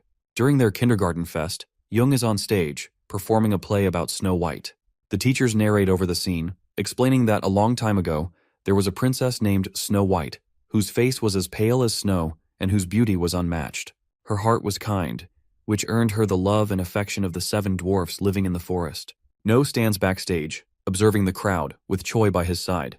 Choi is calling out loudly in confusion. He doesn't remember his lines. No calmly responds, telling him that his only line is, "You shouldn't eat." Choi, still caught up in his thoughts, admits that he expects this from his captain, that he had hoped No will remember everything perfectly. No reflects on the recent goblin incident, noting how much he has changed since then. Back then, Choi called him a warrior, someone who could lead and fight. But now, despite everything, Choi still calls him captain, and No finds it a bit strange. On the stage, Minji appears as the witch, holding a red apple, and offers it to Young, telling her how delicious it looks. Young nods, agreeing that it does seem delicious. However, the other dwarfs immediately object. He insists that no stranger should ever give anything to eat. Another dwarf agrees, expressing concern that it might be poison. Choi enters the scene. He shouts, warning the princess not to eat the apple, causing an abrupt silence across the stage. The room is now filled with laughter as Choi's dramatic warning settles over the crowd. Minji, who plays the witch, grows frustrated. She tosses the apple as she tells her to just eat it. The apple hits Choi, who is completely caught off guard. He collapses on the floor, losing consciousness. The teachers step in, quickly adjusting the script. They change the story, claiming that it was the dwarf, not the princess, who ate the poisoned apple. The queen, refusing to give up, forces the princess to eat the remaining apple. They look at Minji, signaling for her to make the change, and she complies. In a quick motion, Minji hands Young the apple, forcing it into her mouth. The scene concludes as Young falls unconscious and Minji rushes off the stage. After eating the apple, Choi is carried off the stage, and Tayo turns to No. He tells No that he is the only one he trusts now, urging him to do his best. As No steps onto the stage, the audience murmurs, commenting that he seems a little intimidating. Some of them remember that this is the same child who defeated a monster. It's hard to believe that a kid could have accomplished such a feat, especially when the award was given to him in the city hall. No's mind drifts back to his past life, where he was never looked at with kindness, always seen as a monster. He was an undead player, someone people feared. As his past trauma surfaces, his sister blocks those thoughts, stepping in and shouting that she is there for him. The sight of his family cheering for him calms him down. With his focus regained, No shifts his attention fully to the play, determined to perform his role. No stands in front of Young, gazing at her with admiration. He remarks that in this world, it's hard to believe someone so beautiful can exist. After saying this, he places a kiss on her forehead, causing Young to stir and wake up. The crowd bursts into applause as the play concludes successfully. Everyone lifts No into the air, celebrating his role in saving the play. No's parents arrive and they express their pride in him, telling him he did a great job. No, with a confident smile, responds that of course he is their child. His mother then asks if he has figured out what he wants to do in the future. No pauses, recalling the same question she had asked him a year ago when he was at his grandmother's house. Now, No thinks about it, realizing he still doesn't have a clear answer. Looking at the people around him, he wonders if he wants to live a happy life. After reflecting for a moment, he turns to his mother and says that maybe he will be a warrior. His mother, looking at him with understanding, simply replies that whatever he chooses to do, she will always support him. A year later, No steps into his elementary school for the entrance ceremony. The new principal is giving a speech. No, now in his third year, stands quietly, and Minji watches him with a yawn, clearly uninterested. A bit of banter ensues between them. Choi, on the other hand, is excited, chatting away with the others. The entrance ceremony eventually concludes. Later in their classroom, students start introducing themselves. Minji begins, sharing that she had attended the Doan kindergarten and talks about herself. The teacher, Gina, cuts her off, saying that's enough for now. Minji, respecting the teacher's request, quiets down and finishes her introduction. Everyone in the class breathes a sigh of relief. Now it's No's turn. Ms. Gina calls on him to introduce himself. No introduces himself to the class, stating his name and mentioning that he used to go to the Doan kindergarten. Ms. Gina, sensing his pause, asks if that's all. No simply nods and says yes. With a small sigh, Ms. Gina moves on and calls on Young. Young stands up nervously, her hands trembling slightly. She begins, stuttering a bit as she introduces herself. No remembers the day they all went to Young's house. All her friends are gathered, excitedly chatting outside. Her father, noticing the buzz, asks them if they had a tough time getting there. He offers to make them a nice lunch and asks if they would like a drink. No notices Young's father and has a strange feeling of familiarity. He wonders where he's seen that face before. The other kids are busy asking for snacks and drinks. Some want chocolate, others prefer mango juice. But when Young's father turns to No, he asks what he would like. No, still a bit distracted, almost about to ask for a cup of coffee. He realizes he is still a kid and asks for a banana shake. Young's father brings lunch for everyone, placing a variety of dishes in front of them. The food looks delicious, and one of them immediately starts eating, commenting on how tasty it is. The others follow suit, all praising the meal.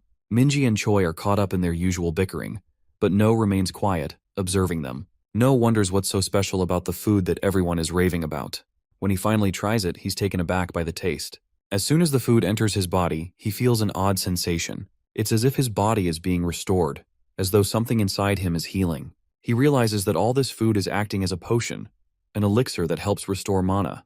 Potions are commonly used by players who venture into battles against monsters, as it aids in replenishing their mana. No, still processing the effects of the elixir, doesn't give a strong reaction.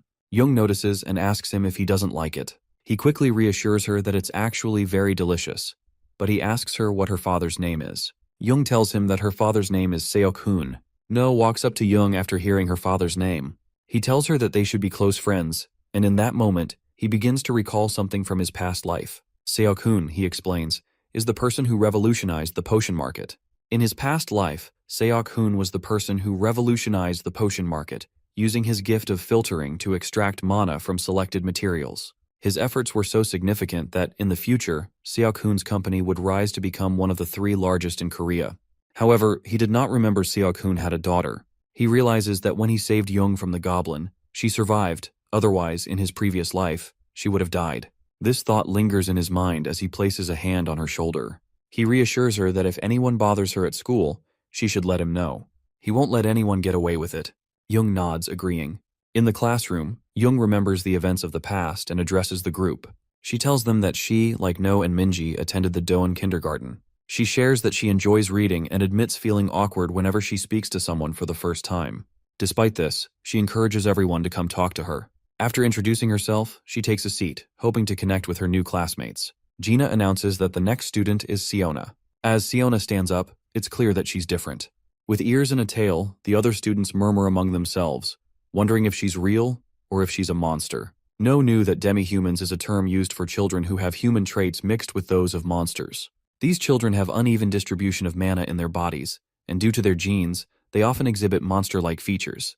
People who have lost family members to monsters tend to dislike demi-humans, as they remind them of the creatures that cause their pain. Siona introduces herself, saying her name and mentioning that she didn't attend kindergarten. She nervously urges everyone to get along. One of the children nearby whispers that their mother told them not to go near her.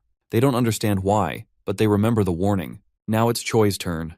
As soon as Gina announces Choi's name, he stands up confidently and introduces himself, stating that he loves to swing his sword and that he is learning from the boss about mana. Hearing this, a child asks what he means by boss. Choi, with a proud grin, points to No sitting nearby and explains that No is the boss of their class and the strongest among them. He adds that no one should underestimate him. Choi continues, hyping up No by chanting, "Boss is the best," while others watch in amusement. Gina, however, quickly intervenes, telling Choi to sit down and behave. She then turns to No, asking him to stay after class, as she needs to meet with his parents. No soon realizes the problem. Meanwhile, Choi continues chanting, "Boss is the best," which makes No even more irritated. He thinks to himself that starting tomorrow, he'll make sure to train Choi in a way he'll never forget. The first day of school is over and lunch has begun. No, carrying his food, walks toward his friends, lost in thought. He reflects on how the first-year mana quantity test has finally concluded. Choi and Siona's mana levels are higher than average, while Jung's mana measurement didn't register, so it was recorded as average due to what No assumes must be some error. No arrives at his friend's table and starts to settle in for lunch, feeling a sense of relief. After a while, Choi stands up, declaring he's heading out for some extra food. No shakes his head and points out that it's the 3rd time Choi has done this. If he keeps it up, the lady in charge will surely remember his face. Choi, looking confused, asks No how he knows this, and says that the lady already knows his name. Minji stands up, declaring that she too wants some more food. Choi, with a slight grin, tells her to go ahead, calling her a glutton. Minji, annoyed, retorts that she's not a glutton, and that last time she only took a little less food than usual. The two of them continue bickering, their voices rising slightly. As they argue, their attention shifts to Siona, who has just stood up with her food tray. People around her whisper, noticing the tale. They talk amongst themselves, wondering why someone like her has come to their school. Siona nervously scans the room for an empty seat. She spots one near a table with a few girls. She approaches them, politely asking if she can sit there. However, the girl at the table quickly turns her down, refusing without a second thought. Siona stands there, unsure of what to do next. Among them is a girl named Jin, who is especially vocal. She begins criticizing Siona, asking her what's wrong with her. The other girls join in, one of them calling Siona out for trying to sit at their table. Another girl taunts her about her appearance, asking if she picked up her clothes from the trash. Siona's hands tremble slightly as the girl's harsh words echo around her. Siona stands there and nervously apologizes. Minji, who has been observing the situation, steps in. She looks at Jin and speaks up, reminding her that just because she comes from a wealthy background doesn't give her the right to treat others this way. No watches in silence as the crowd laughs at Siona, who's clearly uncomfortable. He remembers one moment from his past. No listens as the man across from him, who is a demi-human himself, claims that not all demi-humans are kind. He continues, saying that there may be kind individuals among them, even kind children, but the majority are not. No watches him in silence before asking what comes next. The man frowns and insists that demi-humans shouldn't be treated better just because of what they are. If No cares so much, he should stop now. No asks if the man thinks he is kind, but the man shakes his head, saying he misunderstood. No suddenly stands. The man flinches, startled. No draws his sword and asks if he looks weak. Panic flashes as he raises his hands defensively, quickly denying it. He stammers, asking why No is so hostile. No points at him and tells him to get out and go on patrol unless he wants to suffer the consequences. The man quickly agrees and hurries away. Deep within the abyss, someone cuts down a monster. The demi-human comments on the monster's strength, like all the others in this cursed place. Looking down, he suddenly freezes in horror as the creature counterattacks. A sharp limb slashes across his chest. The monster glares aggressively, preparing for another strike. No dashes forward, swinging his sword, slashing through the bug creature. The beast is sent flying but quickly retaliates. No dodges, gripping his sword tightly. He moves in, delivering a final, fatal blow. The demi-human, Parang, collapses as he calls out to him. No rushes to him, lifting him onto his back. Parang weakly tells him to move ahead. He has come too far, and this is no time to hesitate. A girl holding a staff runs over, but before No can ask for help, Parang interrupts. The girl bites her lips, watching in horror. Parang reminds No that he knows these wounds well. His breathing is ragged as he says that the reason they die is to keep killing more monsters. No clenches his jaw and asks for Parang's last words. He asks if No remembers what he said, that not all demi-humans are good, and he shouldn't be treated differently just because of what he is. Parang grits his teeth, saying there are more bad demi-humans in the world than No realizes. But he still should not turn them all away. Parang's voice weakens. He says that in the end, he was no different from the rest. His hand falls limp, and the last words he utters are that he is truly evil. No stares at his friend's lifeless body, his hands tightening into fists. No is still confused about why he remembered that moment from his past, but he knows what he must do now. He stands up and walks towards Siona, taking her plate from her and telling her there's an empty seat. Surprised, Siona hesitates but then quickly pulls her hand back, apologizing. No reassures her, saying it's fine, and they walk away. Siona, still uneasy, thanks him but warns that helping her might not be good for him. No dismisses her concern. Jin watches them leave and asks her which kindergarten they are from. Another girl chimes in, mentioning that it's indeed the same kindergarten, and suggests they could gather information on No and his friends if needed. Jin says she can already tell from the way No has brought Siona to his table, including her and his friend circle, that No is from a much lower status. Siona is introduced to everyone around the table, and Jung offers her a drink, welcoming her as a friend. No's group of friends seems pleased with the new addition. Siona drinks the tea Jung gave her, still slightly teary. Later, the group goes to the playground. No tells them he's going to teach them how to suppress their mana and hide their presence. Siona admits she doesn't know how to control her mana. No reassures her, saying she knows how to hide her energy. He then instructs the group to practice by hiding their presence in the open area of the playground, without using the buildings for cover. The game of hide-and-seek begins. No counts to 100 while the others hide. Once he finishes counting, he starts searching for them. He quickly finds Choi, Minji, and Yuna with ease. He realizes that Siona and Jung are the only ones left. Jung does a great job hiding her presence. No can't feel her at all. He decides to find Siona first. While searching, No hears some rustling from behind a bush. He rushes toward it, but when he checks, no one is there. Siona has already sprinted away. No chases after her, calling her name, but she keeps running. He tries to catch her, but Siona leaps away, telling him she won't stop until he catches her with his own hands. No sees that the three who were caught are watching him. Minji, Yuna, and Choi are ready to make their move. They know No has already caught them, and now they're running in the opposite direction. No, frustrated, chases after them. He's determined to catch them all. Meanwhile, Jung enters a building. She hides her presence, making sure no one can sense her. She's about to leave the building, but stops when she notices a stack of books in a room. Intrigued, she enters. The room is filled with books. Her eyes fall on a red book that catches her attention. The title reads Alice in Wonderland, and she is immediately drawn to it. An old man arrives, and she's shocked to see him. They sit together for a long time, and he begins telling her stories about Alice in Wonderland. Meanwhile, No has been searching for her and finally finds his way to the room. He calls out to her. Jung, lost in the stories that the old man is sharing, doesn't notice No. He's been looking for her for a long time but finally finds her. No greets her with a sense of urgency, explaining that she disappeared while playing with her friends, and that's why he's been searching for her. The old man responds, telling her that if she was playing with her friends, she should have told him first.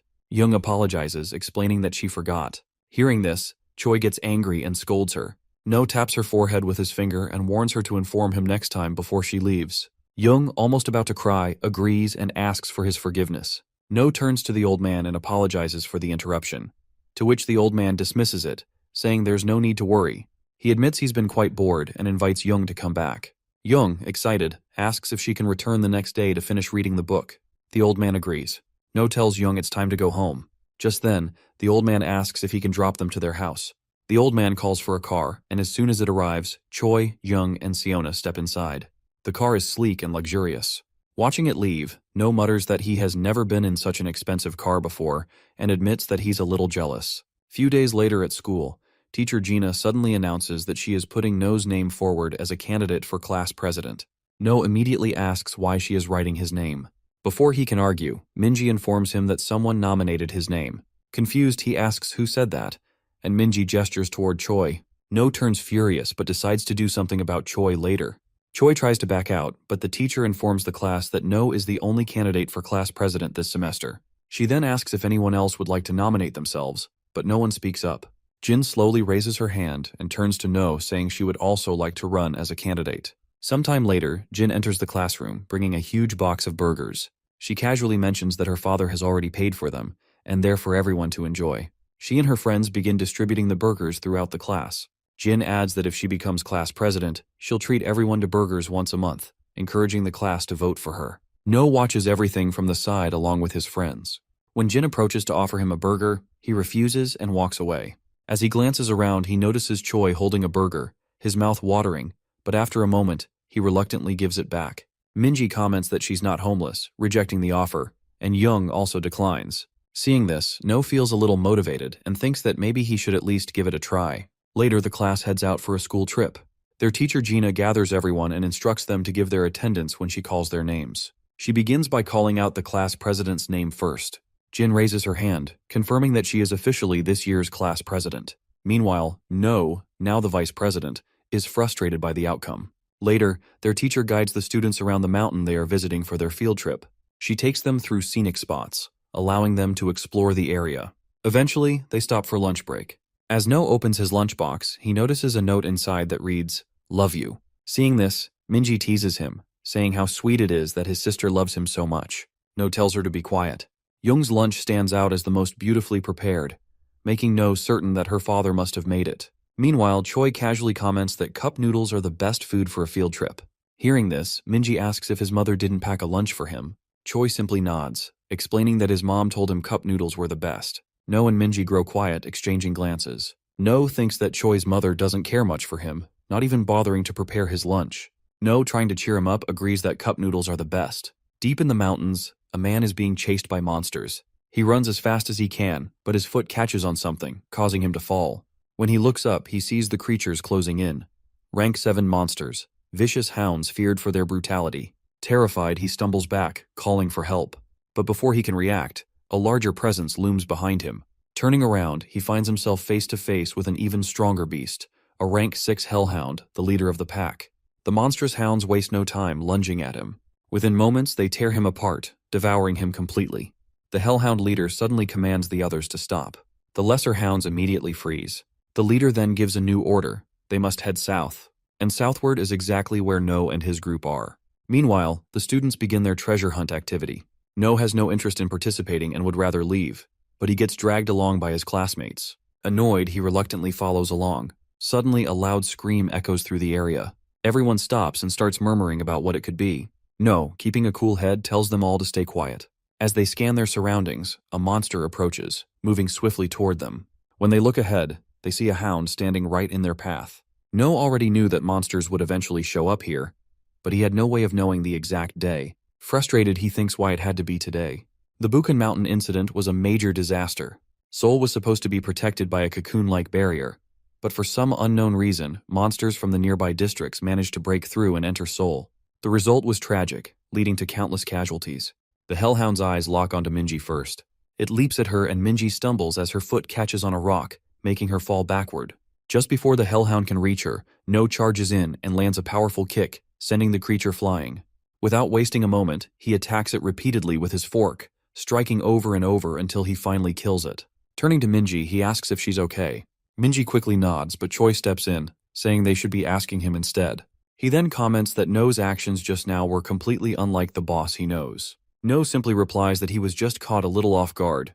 No realizes that Choi saw something he shouldn't have. In that moment, when he killed the monster, he had become the undead version of himself from his past life, a player consumed by hatred for monsters.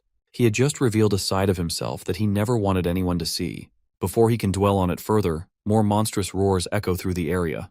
The sound grows louder, signaling the approach of even more creatures. Choi, alarmed, asks what they should do, while Minji immediately insists that their only option is to run. No agrees it makes sense to escape first.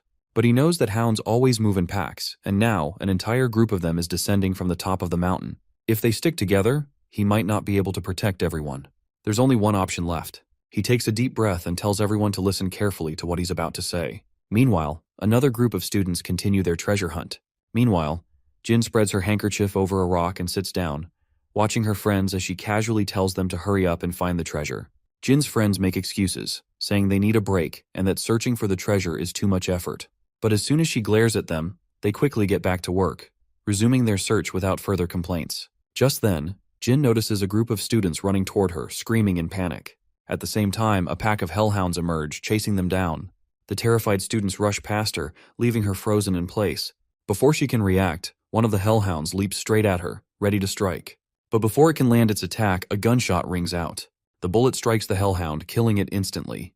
Though still shaken, Jin quickly realizes who fired the shot. No lowers his gun and looks at her. He tells her that if she doesn't want to die, she should get down the mountain immediately. Jin trembles with fear, struggling to steady herself. No, looking at her coldly, tells her that he has already done enough. She can handle the rest on her own. Turning away, he starts to leave.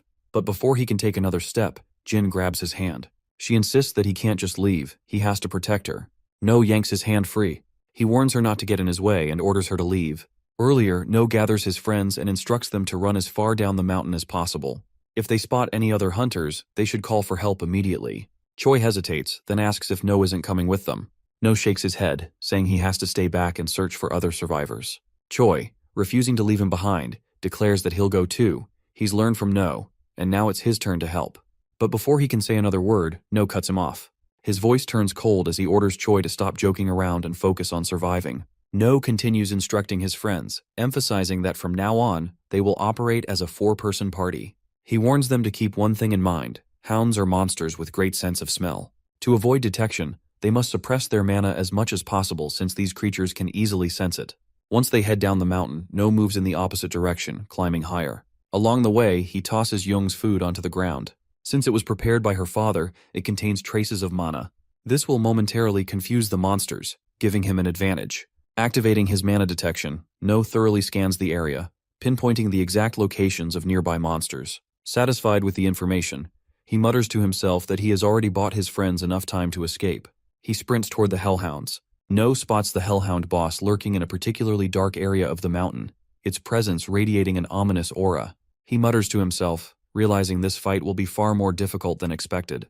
Though he still possesses half the mana he had in his past life, it won't be enough for a prolonged battle. Fortunately, he has one of Young's drinks, a potion crafted by her father, which might prove useful. Suddenly, loud screams echo through the area.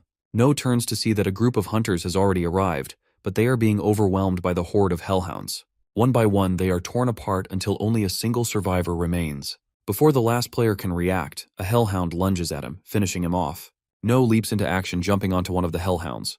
As he lands, he quickly grabs a small sword from the fallen player's bag. Armed with this new weapon, he prepares to cut through the swarm of monsters. One hellhound immediately pounces on him, but No swiftly spots its weak point and drives his sword straight through it, killing it in an instant. As the creature's lifeless body is flung aside, another charges toward him. No moves with incredible speed, slashing through the monsters one after another without hesitation. As No finishes off one hellhound, another lunges at him from behind. He swiftly dodges the attack and drives his dagger deep into the creature's stomach, killing it instantly. Several more hellhounds surround him. He channels a significant amount of mana into his sword, infusing it with power. Sharp, needle-like projections form along the blade, and with a single slash, he releases them. The small mana-infused needles pierce through the attacking monsters, wounding them all at once. Landing back on the ground, No moves quickly. Using his sword, he carves a massive symbol in the sky, a large glowing star. The moment he completes it, a powerful explosion erupts, consuming all the nearby hellhounds in an instant. The overwhelming blast leaves nothing but silence in its wake. Back in the present, No now holds a gun and a small sword, weapons scavenged from the fallen hunters. Having saved Jin from the hellhounds, he turns to leave. She attempts to stop him, but No coldly tells her not to get in his way and to leave immediately. Jin lets him go, and without another word, No walks away. Jin watches No and firmly declares that she wants him. No finally reaches the boss area after running through the battlefield. Standing before him is the rank 6 monster, the Hellhound boss. Darkness emanates from its body as it marks No as its target. No challenges the beast, declaring that no matter how much it tries to mark him, tonight, it will die. Without wasting time, he unleashes his small needle attack once again. The mana-infused needles fly through the air, piercing the lesser hounds surrounding their leader. As the smaller monsters collapse, No steps forward to face the boss. At that moment, 2 hounds attempt to ambush him from behind. Sensing the attack, he swiftly dodges, taking down one with his sword and shooting the other with his gun. More hellhounds swarm toward him, but No moves through them with deadly precision, cutting down every monster in his path. His relentless assault clears the way as he advances toward the hellhound boss. Hounds still remain in large numbers before No. Annoyed, he mutters about how troublesome they are. Meanwhile, his friends continue their descent down the mountain, running as fast as they can. No had warned them that the monsters they were up against had powerful mana-sensing abilities. To avoid detection, they had to suppress their mana. Following his advice, they kept their mana suppressed as they made their way down. They reach a point where 2 paths diverge before them. Unsure which way to go, Choi turns to Young and asks for guidance. However, Young is exhausted, barely able to keep up. Despite her fatigue, she recalls that No had specifically assigned her and Siona as the group's navigators. Since they were the best at reading terrain, it was up to them to decide the safest route forward. Back in the present, Young uses her mana detection ability, sensing a strong darkness emanating from the left-hand path. At the same time, Siona, relying on her heightened senses, listens carefully and confirms that there are no safe sounds coming from that direction. With that, the group quickly decides to take the other path and starts running at full speed. As they rush forward, Choi suddenly hears deep growling behind them. He panics, but before he can turn around, Minji grabs his hand and firmly tells him not to look back. Her mind flashes back to what No had told her earlier. No one should make reckless decisions. She clenches her teeth, determined to follow his advice. The group continues to sprint, but Young abruptly stops. A wave of darkness surges ahead, stronger than before. Alarmed, she warns the others. They see a lone hound monster blocking their path. However, this one is different from the regular hounds. It is a stronger, upgraded version. Before they can react, the beast lets out a piercing howl, and within moments, more hounds appear from all sides, surrounding them completely. Choi recalls No's words. He was the strongest among them, the main damage dealer, and it was his responsibility to protect everyone. No matter how many monsters appeared, he had to fight. With this in mind, he infuses his stick with mana and prepares to engage the enemies head-on. As the hellhounds charge toward him, he swings his weapon, striking one with full force and sending it flying backward. A rush of excitement surges through him, but before he can revel in his success, 2 more hounds leap at him. He swiftly takes them down as well. However, just as he starts to believe he can handle this, a hound suddenly slashes his back with its claws. Before he can recover, 2 more hounds close in. One snatches his stick, while the other slams its claws into his side, knocking him off balance. The others watch in horror as Choi struggles. Siona observes the way the monsters are toying with him, almost as if they see him as entertainment. Despite the overwhelming numbers, Choi refuses to give up. He clenches his fists, channels a surge of mana into his hands, and as another hound pounces on him, he lands a powerful punch, sending it flying into the air. He stares at his own hand in shock, and what he just did felt strangely similar to the boss's own attacks. But before he can process it, another hound lunges at him, striking his stomach and sending him flying.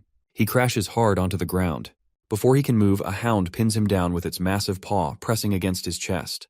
The others scream his name, but Choi can only watch as the monster prepares to finish him off. Siona, overwhelmed with fear and despair, starts crying as memories of her friends treating her with kindness flood her mind. She repeatedly pleads for someone to save them. The hellhound gripping Choi's arm tightens its hold, preparing to bite down. Just as Minji and the others try to rush in, Siona instinctively activates her telepathic ability, sending out a desperate call for help. Her telepathic signal travels far, beyond anything she has ever achieved before. Suddenly, a powerful wind barrier forms around them, forcefully pushing the monsters away. Choi's friends remain protected inside the barrier, unable to comprehend what just happened. As they look outside, they witness a raging tornado sweeping through the battlefield, tearing apart the hellhounds. Then a woman calmly steps forward. She glances at them and speaks, asking them to close their eyes for a while. She is about to deal with these nasty dogs. This woman is one of the 12 sovereigns, known as Divine Tempest, and her name is Shin. Meanwhile, No continues his intense fight against the Hellhound boss, surrounded by countless monsters. Feeling his exhaustion, he drinks the potion crafted by Young's father, allowing him to recover slightly. Without wasting time, he charges forward, using his heavenly steps to strike down an enemy. However, the horde remains relentless. Another monster rushes at him, and he pulls out his gun and takes it down. Despite his efforts, the battle is far from over. No continues cutting down the remaining hellhounds with relentless precision, wielding his sword while activating his ability, Violent Dance. His movements become a blur, slashing through enemy after enemy until only the Hellhound boss remains. Every lesser hound in the area has been eliminated. He charges forward, using his skill to close the distance, but his body isn't responding as smoothly as before. Ignoring the strain, he swings his sword directly at the Hellhound, only for the beast to clamp down on the blade with its powerful jaws. No immediately draws his gun and fires multiple shots at the monster, but it refuses to let go. In retaliation, the Hellhound prepares to unleash a devastating fire blast. Sensing the danger, No quickly leaps away, narrowly dodging the attack. The flames scorch the ground where he stood moments ago. Without missing a beat, he unloads his remaining bullets into the Hellhound, each shot striking its body. The creature staggers from the damage, but before No can press his advantage, his ammunition runs out. Realizing he has no choice but to engage in close combat, he grips his sword tightly. However, he can already feel his mana depleting. Despite this, he notices the Hellhound is also exhausted. Now it all comes down to who can outlast the other. The Hellhound begins summoning multiple dark energy spheres. Snarling, the beast speaks in a guttural tone, mocking No's arrogance. Watching the swirling orbs, No quickly assesses the situation. These aren't just normal attacks. This seems different from a simple marking ability. It launches the dark spheres toward him. As they race through the air, the beast growls that it will tear him apart. Instead of dodging, No charges straight at the attack, slicing through one of the orbs with his sword. However, instead of shattering, it releases a surge of darkness. He braces himself, analyzing the effect. Realizing it isn't poison, he concludes that he can keep cutting through them without worry. Pushing forward, he steadily closes the distance between himself and the Hellhound. Just as he nears, the Hellhound, already anticipating his approach, prepares a devastating fire breath. Cloaking itself in darkness, it suddenly unleashes a massive wave of flames directly at No. No raises his sword to block the attack, but the force is too overwhelming. The intense heat and pressure sends him flying backward, crashing hard against the ground. As he struggles to push himself up, he assesses the extent of his injuries. Despite using the last of his mana for defense, his body is battered. Breathing heavily, he mutters to himself, acknowledging just how much damage he has taken. At this rate, he won't last much longer. During a fight in his past, No's teammates observe his battered body with concern. One of them mutters that No looks as good as dead, but another quickly corrects him. He explains that No possesses a rare ability known as Berserker. Unlike ordinary talents, Berserker is a gift that only activates in extreme situations, pushing the user beyond their limits. Back in the present, No's mana is completely depleted, triggering his Berserker ability. Despite having no energy left, his body continues to release mana at an explosive rate. His movements become faster. With renewed strength, he charges straight toward the Hellhound, closing the distance in an instant. The beast instinctively retreats, but No is already too close. His sword slashes downward, severing two of its legs in a single strike. The Hellhound recoils in agony, but even in this state it refuses to fall. Summoning its remaining strength, it conjures a swirling barrier of darkness to shield itself. No steps forward and swings his sword with full force. The impact shatters the dark barrier, exposing the wounded beast. Glaring down at his opponent, No says he had already declared its death. He delivers the finishing blow, cutting down the monstrous creature. As the battle ends, he finally allows himself to collapse. Sitting down, he gazes at the sunset and falls unconscious. Meanwhile, No's friends find themselves face to face with one of the 12 sovereigns, a woman named Shin. She calmly instructs them to close their eyes, warning them that she is about to eliminate the remaining hellhounds. Her expression turns serious as she unleashes her ability, conjuring two massive tornadoes that spiral through the battlefield with devastating force. In an instant, the remaining monsters are caught in the raging winds, torn apart effortlessly. Once the battle is over, she dispels the tornadoes and releases the barrier that had been protecting the children. Turning to No's friends, she apologizes, admitting that she might have seemed frightening. She hopes they won't start crying, repeating to herself not to panic if they do. To reassure them, she gently tells them there's no need to be afraid anymore. Choi excitedly interrupts, saying it was incredibly cool. Sayona keeps thanking Shin, while Young watches in awe, comparing Shin's strength to No's. Choi, just as thrilled, exclaims that Shin is one of the 12 sovereigns. Shin, however, grows thoughtful. Despite what these children have just gone through, they seem completely fine. She wonders if they have gone mad from fear or if they are just handling everything unnaturally well. Her gaze shifts to Choi, noticing he has taken the most damage. Concerned, she checks him for internal injuries. As she examines them, she senses something unusual. Young's mana feels different, far stronger than the others. Shin rushes forward and embraces Young, asking if she wants to become a player. Before Young can respond, Choi jumps in between them, declaring that he will be the one to become a player. This reminds Shin of the powerful punch Choi had landed on the monster earlier. Smiling, she pulls him along with Minji into a hug, calling them adorable. Shin turns to Siona, acknowledging the telepathic message she had sent earlier. She praises her for doing a great job, explaining that it was only because of Siona's message that she was able to locate them. Hearing this, Siona feels relieved and proud that she was able to help, even in a small way. With the situation settling down, Shin instructs them to head down the mountain. She assures them that a rescue team will be arriving soon. Minji hesitates and asks if Shin won't be coming with them. Shin explains that she still has more people to save but reassures them that she wouldn't leave them alone. Just then, she gestures toward the forest, saying he has arrived just in time. A man steps out from the trees, approaching them. He looks at Shin and complains that she left him behind, saying it was incredibly difficult to make it here alone. This man, named Cheol, is also a member of the Ocean Clan. Without wasting time, Shin tells the children to follow Cheol and head down the mountain. Choi suddenly speaks up, pointing out that their boss still hasn't returned. This confuses Shin and Cheol as they wonder who this boss is. Meanwhile, No remains unconscious, lost in a dream. Memories from his past life resurface. In the vision, he is severely injured, and a girl is healing him. She scolds him, telling him to take better care of himself. If she hadn't been there, he would have died countless times. She points out how recklessly he pushes himself just to stay conscious. Even as she heals him, No makes a face and questions why she's so angry. After all, it's his body. The girl, Yu Jong, glares at him and snaps back, saying that since she's the one always taking care of it, his body might as well belong to her. No sighs and apologizes, asking if she's happy now. But Yu Jong isn't satisfied. She smirks and tells him that if he's really sorry, he should spend time with her over the weekend. No responds asking why, but she cuts him off, telling him to just listen if he does not want to die. Back in the present, No opens his eyes and finds himself in a hospital room.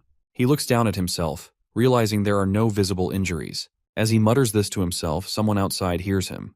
The door opens and Shin steps inside. No immediately recognizes her. She tells him he is finally awake and asks if he feels any pain. No says he is completely fine and wonders if she was the one who saved him. Though he speaks playfully, his thoughts are elsewhere.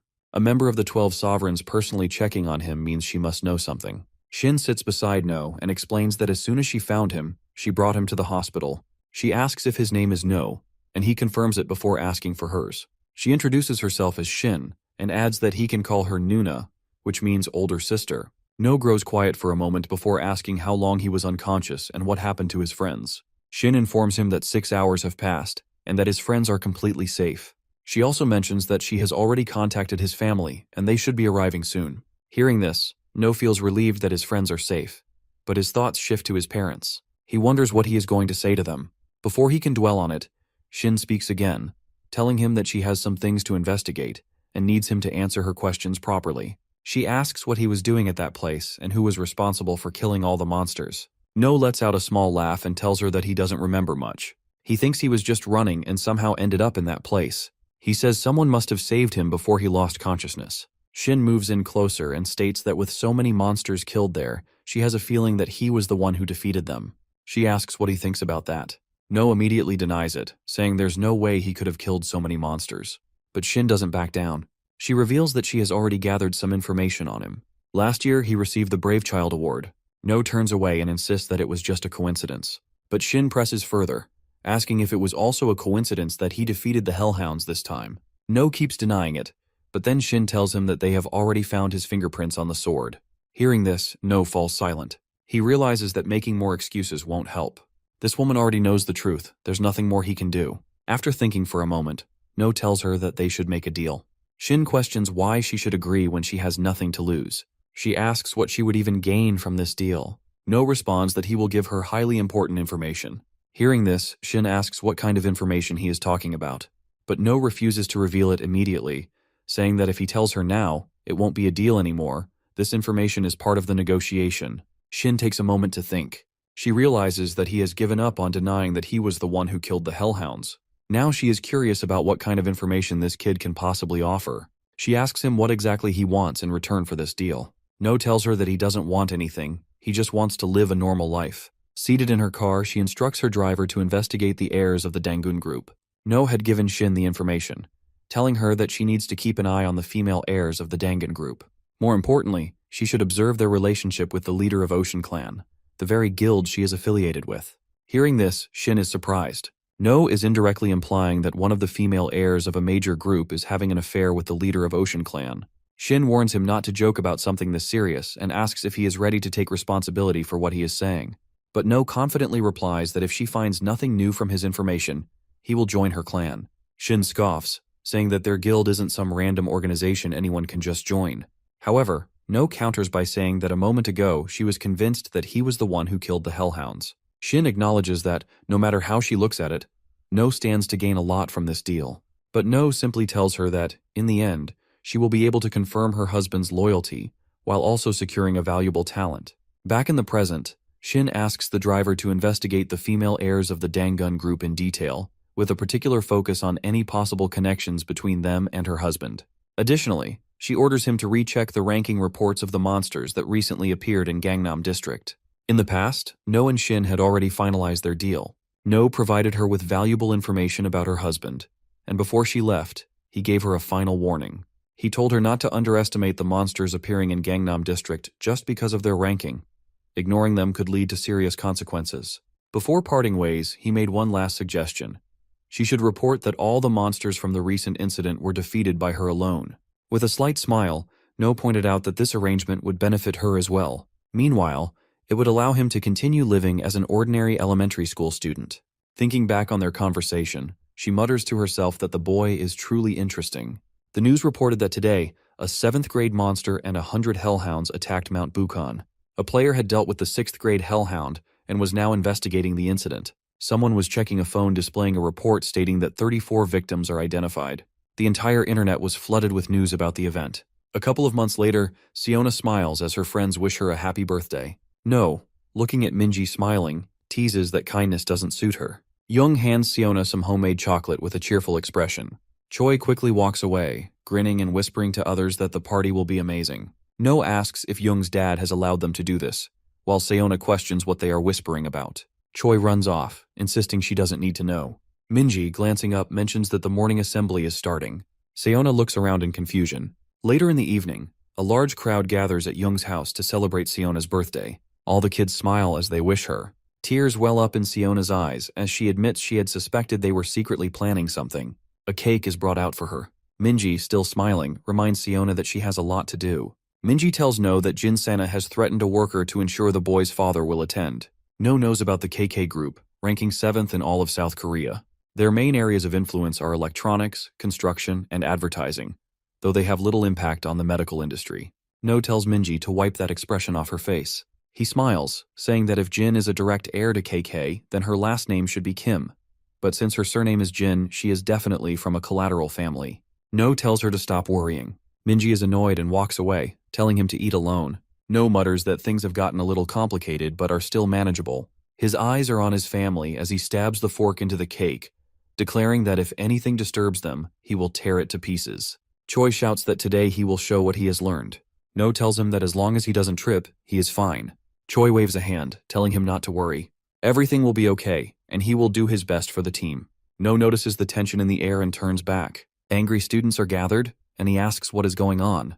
Minji, now stern, demands an explanation from the boy standing next to her. The boy says that the teacher has promised to buy nuggets and pizza if they win. No glances at the teacher, who is now in tears, regretting her words. Feeding these students is impossible.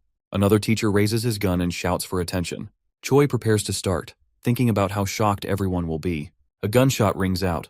He runs forward with all his might, the team cheering his name. No sighs as Choi pushes toward victory. He focuses on Choi as the finish line comes into view. Choi stretches his hand toward it, but his body suddenly feels unbearably heavy. Just one more step, then he collapses. The team is horrified. The class teacher rushes forward, lifts him onto her back, and carries him. Choi murmurs that the sky is spinning. No sighs, already expecting this outcome. Choi has overdone it again. He thinks about how he needs to work on the boy's character and teach him to stay calm. Suddenly, a girl jumps on him from behind. He turns to see his sister Yuna, beaming with excitement. She proudly announces that she has come first in the 100-meter race. No nods, realizing she has beaten all the other 5th graders. Yuna tells him to take care of himself and that she is heading to her next event. They will see each other again soon. No waves her off, reminding her not to push herself too hard. Minji, watching the exchange, thinks to herself that he isn't a mama's boy, he is Nuna's boy. Sayona approaches the group with her head down, frustrated. Yuna has been too fast. No, filled with pride, declares that she is his sister. Sayona, frowning, asks if he has been rooting for his sister instead of their team. No quickly objects, insisting that he has been thinking about lunch the entire time. Minji doesn't buy it, saying that he has been watching Yuna the whole time. Turning away, No looks embarrassed before quickly changing the subject and asking about Young. Sayona points to the side. Young is running up to the group with excitement. She finds them sitting on a blanket, enjoying a picnic. They are No's neighbors, a couple named Julie and Bruno. Young asks for their help, grabs the girl's hand, and urges her to run faster. They reach the judge of the competition and start talking quickly. The girls slap their palms together. Young drops down next to No, letting out a breath as she finally gets to rest. No hands her a bottle of water and asks how she got Julie to come. She twists open the bottle and responds saying she is an American. He pauses, surprised as he thought she is Italian. Julie had already told No's mother she could speak English. He wonders if Julie had tricked them. He looks at her surprised. At their first meeting, she had been just a crybaby. Now she seems different, more cunning, more mature. Young watches No closely as he thinks. He leans to the side, glancing at Choi, who is finally starting to come to his senses after the potion. The loudspeakers on the poles call everyone to gather after lunch. No wants Choi to at least be half of what Young has become. No walks over to Young and Siona, joining a group of unfamiliar women. He greets them, handing fruit and snacks from his mother. Lowering his voice, he quietly asks Young who they are. The women laugh. Young explains that her aunt has recently become their regular customer. No walks past a tent with an English flag, feeling like he has seen her before, but not remembering where. At a nearby table, Jin sits with guards. She asks if he is hungry and offers tea. He ignores her and keeps walking, more focused on recalling what was for lunch. Jin rushes after him, pointing as she tells her father she recently mentioned No. The man's expression hardens. He asks if No is the one who bullied his daughter. He introduces himself as the president of KK Pharmaceuticals. No dismisses his company as pathetic. The insult lands hard. Young's face darkens as he raises a hand to strike, but it stops short. No pushes it aside with a single finger, his stance unshaken. Young hesitates, then clenches his fist and swings. Before it lands, a sudden movement cuts in. No's eyes widen as Young recoils, blood trickling from his nose. No's father stands there, shaking out his fists. He demands to know how Young dares to lay a hand on his son. He grips No's shoulders, checking if he is hurt. No brushes it off, saying he is fine but doesn't appreciate the interference. Young is furious that someone like him dared to strike him. Guards rush forward as the director orders them to take No's father. No clenches his teeth, ready to handle this himself. But his father moves first, stepping in front of him saying everything is under control. No stands behind his father. He trusts him to handle it. A crowd gathers around the scene. Young now understands exactly who he is dealing with. No's father adjusts his glasses, fixes his hair. He asks if Young remembers him now. Young shudders, his mouth opening in shock. No's father slides his hands into his pockets.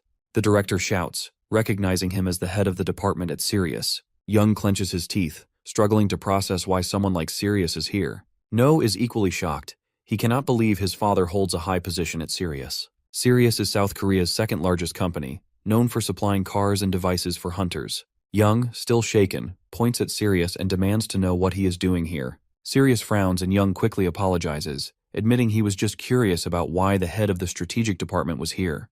No realizes his father is not just an important figure.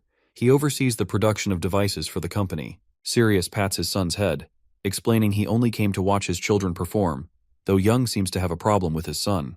The director's face twists in anger, but there is nothing he can do. Companies like KK are nowhere near the level of Sirius. Sirius is not just a high-ranking official, he is one of the key developers in the field. The director bows, hastily offering sincere apologies, realizing he made a grave mistake by provoking someone of Sirius's status. Young orders his daughter to apologize. Jin, frozen in place, hesitates. Her eyes dart around in confusion, struggling to react. Two boys whisper, wondering what kind of argument this is. It looks like Jin and No were arguing, but in the end, she lost. They laugh, saying she deserves it for always picking on others. Jin lowers her head. The boys warn the others not to look at her, or they might get into trouble too. She wants to apologize, but her voice shakes. Tears well up in her eyes and she runs away. Sirius places a hand on No's shoulder, saying they should leave now. As for hitting him, they can consider themselves even. Young bows to Sirius, who walks away with his son and tells him to take care of himself. No worries about the consequences, but Sirius turns him around, kneels, and tells him not to handle things alone next time. He should come to him instead. Sirius smiles as he tells No he is still too young and that relying on his parents is completely normal. No looks at his father and Sirius takes his hands. No thanks him, promising himself he won't forget this warmth ever again. Elsewhere, on the upper floor of a ruined building, a man in a suit is smoking. He turns to the young man sitting on the couch, asking if it was really necessary to come all the way here to hire him. The client explains he has a big deal, but some people are in his way. He needs help handling them. The young man glances at his phone, then asks about the payment. A suitcase appears in front of him, brought by an employee. Inside there are stacks of cash, 1.5 billion upfront and another if the job is completed. The young man eyes the reward, reaching for the suitcase. A blue whirlwind of mana emerges from his hand. He acknowledges the payment, and in an instant, the money vanishes into a black portal. The employee stares in confusion, not understanding where the money went. He turns to his boss, who can only mutter in disbelief. The boss smirks, flicks away his cigarette, and laughs. Meanwhile, at a department store, Yuna beams with excitement as No follows her. Julie approaches from behind, placing her hands on No's shoulders. He hasn't been to a shopping center in a while, but the exhaustion feels the same. She leans in, mentioning that they had just arrived and hoping he isn't too tired. Bruno apologizes to No, who just asked for something tasty. His gaze shifts to Bruno. Something feels off. This man has no visible mana, and No wonders how an ordinary office worker is able to hide it so perfectly. Blue light flickers in No's eyes as he focuses. Bruno notices the stare and asks what's wrong. No quickly pretends to be looking for his sister and Julie. The mall is crowded. Bruno mentions that the girls said they were heading to the 5th floor before running off. Finding them won't be easy. No sighs, remembering that his sister can now mask her mana as well. Bruno pulls out his phone, reassuring him not to worry. They have a way to track them. No's eyes widen in shock. On the screen, their location is being monitored in real time. Bruno casually tucks the phone into his coat pocket. When No asks if Julie knows, Bruno replies that it's a secret. Bruno clears his throat and suggests they get moving. As they stand, a hooded figure approaches from the opposite direction. Passing by, the stranger grins and mutters, "Let it begin." They walk in different directions, but No glances back. Blue flames flicker around the hooded figure. A tattoo on his arm stands out. He recognizes this man from his past life. No clenches his fists. He remembers that grin. It's No Name. Bruno asks what's wrong. No hesitates, struggling to make sense of it. Something is off. He tells his uncle that something strange is happening. After a moment, he detects 3 individuals nearby with suspicious mana energy. No is surprised but quickly realizes that the energy is not coming from No Name. It is from 3 completely different people. One is wearing a baseball cap, another is bald, and the third has a bucket hat. He conjures 3 small orbs of mana and sends them toward the 3 individuals. Each one is hit, allowing him to pinpoint their exact locations. He is certain these 3 are experienced hunters. The marked individuals start moving around in confusion. 2 of them seem particularly panicked as they scan their surroundings, trying to figure out who targeted them. The third person, the one wearing the bucket hat, remains completely still. Bruno finds this strange. The other 2 suddenly decide to move in opposite directions. Suspicious of their actions, No follows the bald man. No watches as he weaves through the crowded area, carefully tracking his movements. Suddenly, he reaches into his pocket and discreetly drops a mana stone onto the ground. No immediately understands what is happening. These people are planning to cause chaos inside the mall. Before he can react, mysterious blue lights begin appearing everywhere. The crowd erupts in shock as the eerie glow spreads. People instinctively back away. Then, a massive black portal materializes above them. Confusion ripples through the crowd as they stare in disbelief. Whispers fill the air. Some wonder if this is the mana mall distribution they have only heard about in rumors. A piercing scream suddenly comes from somewhere behind No and Bruno. Countless monster hounds pour out from the portal in an overwhelming swarm. The creatures launch an attack, targeting terrified shoppers one by one. Other monsters begin spilling into the mall, flooding every floor. The mall's emergency announcement system blares to life, urging all visitors to evacuate immediately. But before the message can even finish, a monstrous figure lunges forward and silences the announcer in an instant. Meanwhile, No Name remains on his call. The operation is proceeding exactly as planned. Anyone who dares to interfere must be eliminated on the spot. Panic surges through No. This attack on the mall was never supposed to happen. Somehow the future has changed completely. He realizes that everything shifted when the Kraken attacked the city, where he saved his parents. A monstrous hound suddenly charges at him from behind. Bruno reacts instantly. He strikes the creature's head with full force, sending it crashing across the floor. Without wasting a second, he grabs No by the shoulders and forces him to focus. They need to reach Julie and Yuna before it is too late. No regains his composure. Their mission is clear. They must get to Julie and Yuna no matter what. No and Bruno sprint toward the escalator, pushing past the panicked crowd as they fight their way forward. Bruno checks his tracking device. Julie and Yuna are still on the 5th floor. His anxiety grows with every passing second. As they near the top of the escalator, a figure suddenly steps in front of them, blocking their path. The man slowly lifts his head, his gaze locking onto No and Bruno. The man smirks under his bucket hat and casually asks where they are headed. No observes his stance, analyzing his presence. This man is at least rank C or higher. Being stopped now, at such a crucial moment, is the last thing he needs. He wastes no time. Summoning his mana, he forms an energy sphere. But before he can make a move, Bruno acts first. In an instant, his fist crashes into the man's cheek. The impact sends the man sprawling onto the floor. Blood trickles from his face as his hat falls off. No freezes. He never expected Bruno to be this strong. Without any combat gear or enhancement devices, he took the man down in a single blow. His earlier suspicions were right. Bruno is far from ordinary. Bruno steps forward and grabs the man's head. Mana surges through his hand as he prepares to strike again. Before he can land the hit, No swiftly intervenes. No steps up and delivers a brutal kick, right between the legs. The man groans, his body curling in agony. Bruno glares at him, but he brushes it off. Killing him would only complicate things. He knows this from experience. The last time he eliminated No Name without extracting information, the consequences were severe. He will not make that mistake again. No tells Bruno they need to move to the 5th floor immediately. He complies, muttering about how terrifying kids these days are. He never planned to kill the guy, just knock him out. Meanwhile, on the 5th floor, just moments earlier, as the mall's emergency announcement blares, Yuna, who was browsing through clothes, accidentally drops the clothes she was holding. Julie looks around, trying to make sense of the situation, while Yuna, still piecing things together, wonders if there was an unequal distribution of mana. Wanting to confirm her suspicions, Yuna activates her detection skill. She closes her eyes and focuses as her mana field expands, scanning the area. Yuna quickly counts 6 monster hounds on the 5th floor. If they are not careful, they could be cornered. She opens her eyes, ready to reassure Julie that she will protect her. Before she can finish, Julie suddenly screams. Yuna snaps her head around. A hound monster leaps at her, ready to strike. Before Yuna can react, Julie grabs her hand and yanks her to the side. She snatches a clothing hanger from a nearby rack and channels mana into it. Julie tightens her grip, reinforcing the hanger with even more mana. In a swift motion, she swings, striking the hound and sending it flying. Yuna stands frozen. She had always assumed Julie was just an ordinary human, but seeing her wield mana so effortlessly changes everything. Julie is a player. Glancing at the now damaged hanger, Julie sighs. She will need to replace it later. For now, she turns to Yuna and urges her to head straight for the evacuation point. Bruno and No are likely already waiting. As they move forward, more hound monsters begin emerging from behind them. Their numbers are growing. Julie holds Yuna close, moving carefully to avoid detection, but the hound's sharp sense of smell makes escape impossible. Within seconds, the monsters lock onto their presence. As they sprint through the mall, Julie hurls orbs of mana at the pursuing hounds. Each strike slows them down, but deep inside, she knows the truth. These monsters are faster than she expected. If this keeps up, her mana will run out. She needs a weapon, something that won't drain her energy. Up ahead, Yuna spots an escalator. Julie calls out, warning her to stop. But Yuna keeps running. Then she looks up and sees a hound monster is already midair, leaping straight toward her. She freezes. Its glowing eyes lock onto hers, but instead of fear, a strange calm washes over her. The fear Yuna once felt when facing the Kraken is gone.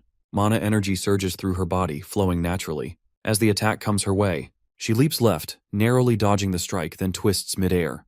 With perfect control, she lifts her right leg and kicks. The impact is crushing.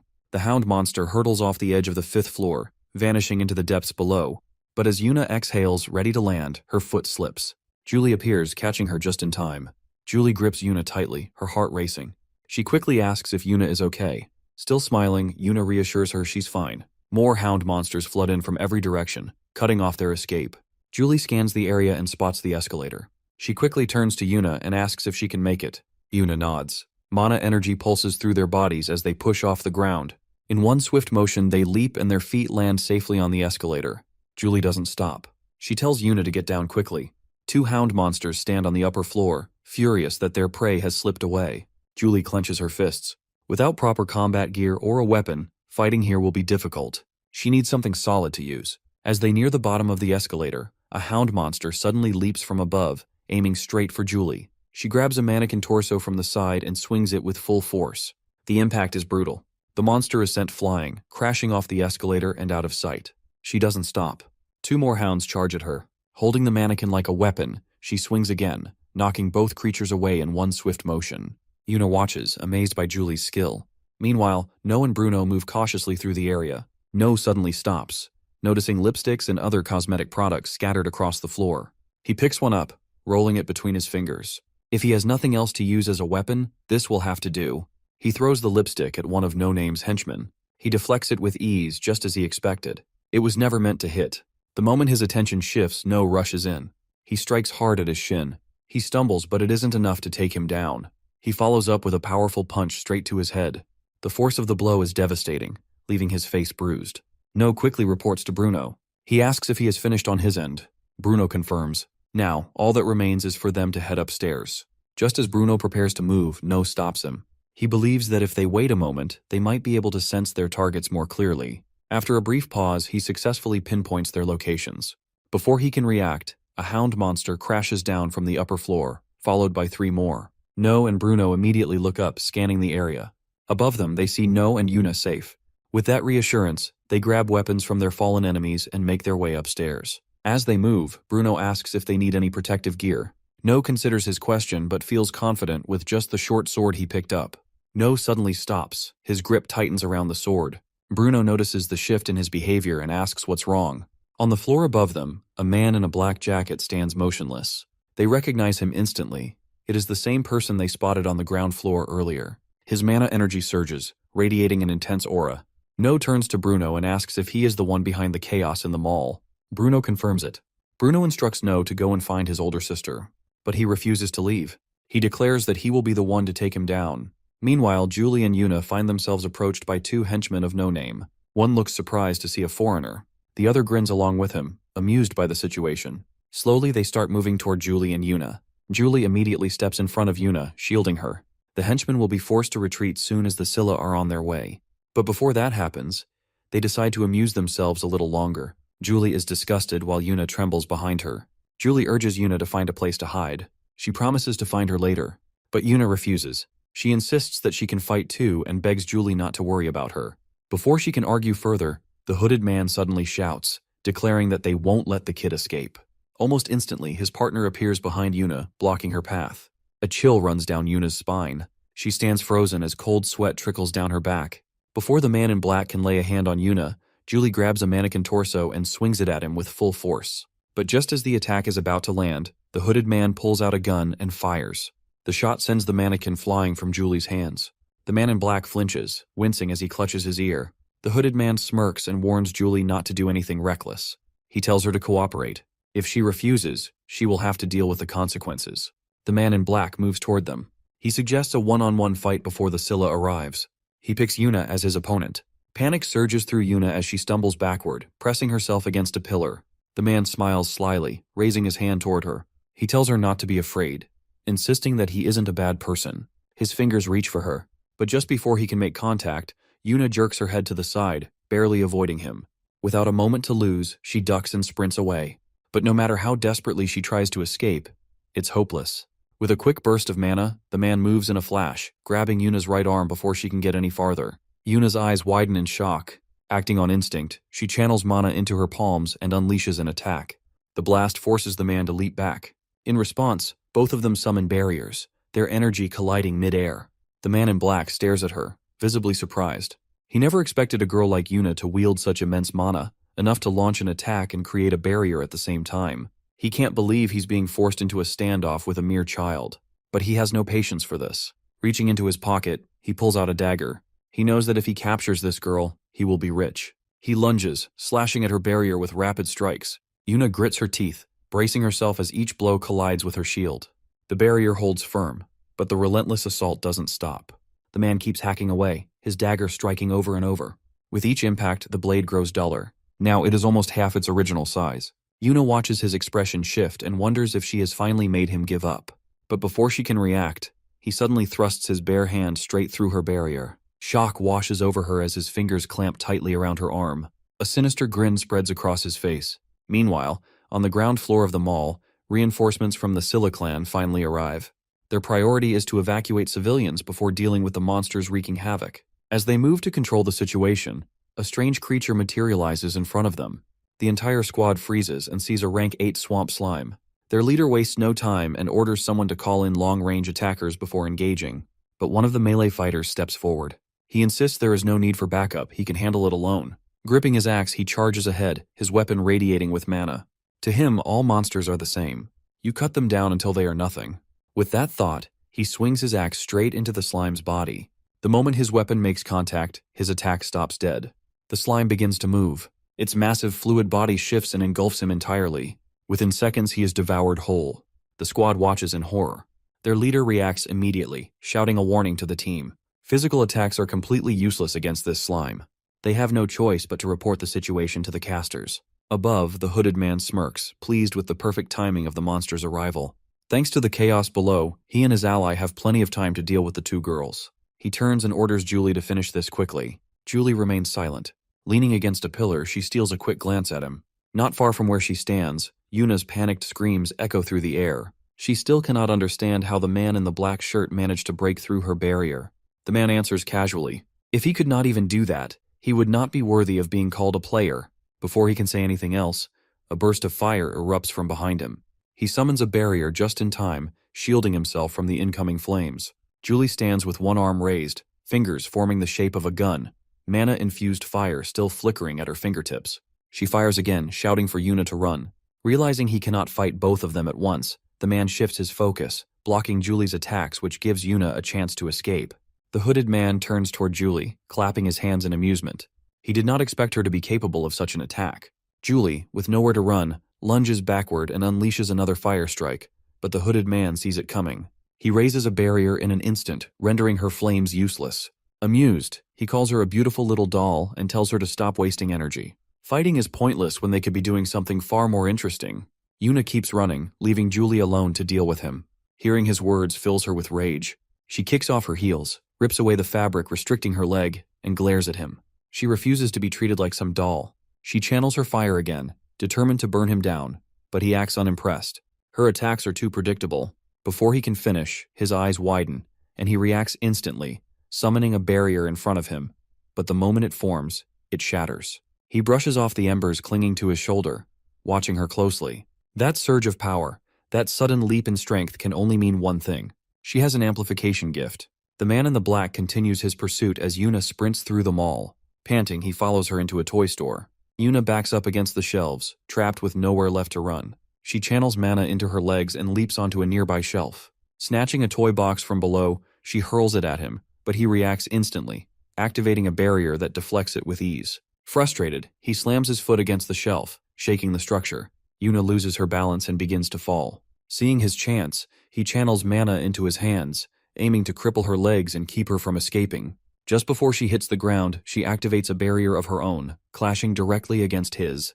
The sudden resistance catches him off guard. Now he struggles to hold his defense as her strength surges. She starts counting in her head. With each second, her power builds. When she finally unleashes her energy, the shockwave explodes. Using his barrier as a foothold, she launches herself toward another shelf. Before she lands, he attacks again, but she reacts in time, dodging with precision. In that moment, she remembers Julie's fire attack from earlier. Inspired, she decides to replicate it. Forming her fingers into the shape of a gun, she gathers mana at her fingertips. Confident in the execution, she fires. The glowing projectile, a technique she calls mana bomb, rockets forward faster than he can register. It strikes him directly. A massive explosion tears through the area, thick smoke swallowing everything in its path. Outside the toy store, the hooded man stares in shock. He never expected his partner to be taken down by a mere child. Yuna bursts out of the store, gripping a baseball bat in her hand as she calls for Julie. The hooded man hesitates. Fighting now would be risky, but backing down would mean all his efforts were wasted.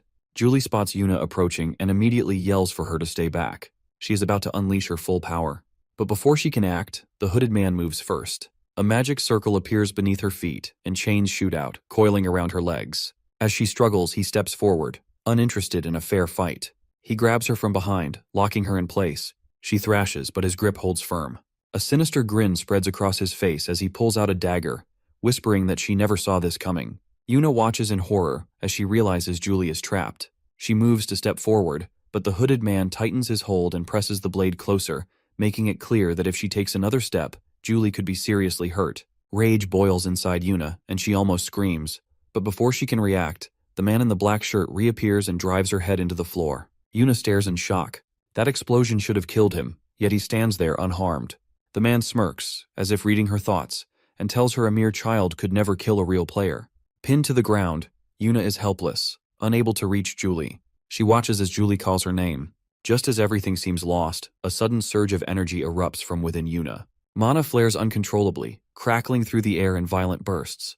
The black shirt man stumbles back. He never expected this much power from a child. If it continues, she could end up blowing apart the entire area. Still standing, Yuna screams for Julie. At the same time, Julie fights against the hooded man's grip, calling back to her. Frustrated, he warns her to stop struggling, but she refuses. Annoyed, he drives the hilt of his dagger into her stomach. The impact knocks the air from her lungs, and she collapses, unconscious. The hooded man orders his partner to handle Yuna while he takes Julie. The black shirt man sneers, asking if she has a death wish. Without waiting for an answer, he swings, his fist crashing into the side of her head. The impact shatters her barrier completely. Mana disperses and her vision blurs. She struggles to hold on, but darkness swallows her whole. In her unconscious state, Yuna drifts through a familiar void. Memories surface of a past encounter in this same space. A deep, unfamiliar voice had once spoken to her, offering power. She remembers No's warning never to listen to that voice. It was too dangerous. Nothing had happened back then, but if the situation were different next time, no one could predict the outcome. No had promised to help her grow stronger the right way. He had urged Yuna to live a normal life, to never entertain that voice again. As a sign of their pact, Yuna had linked her pinky with No's, sealing their promise. But waking up now, coughing up blood, all she feels is regret. She whispers an apology to No in her heart. This time, she has no choice. She has something she must protect. Her friends, her family, they deserve peace. And if breaking that promise is the only way to ensure it, then so be it. Her hands tremble, but her gaze hardens as she locks eyes with the black shirt man. The man smirks, watching her struggle to stand.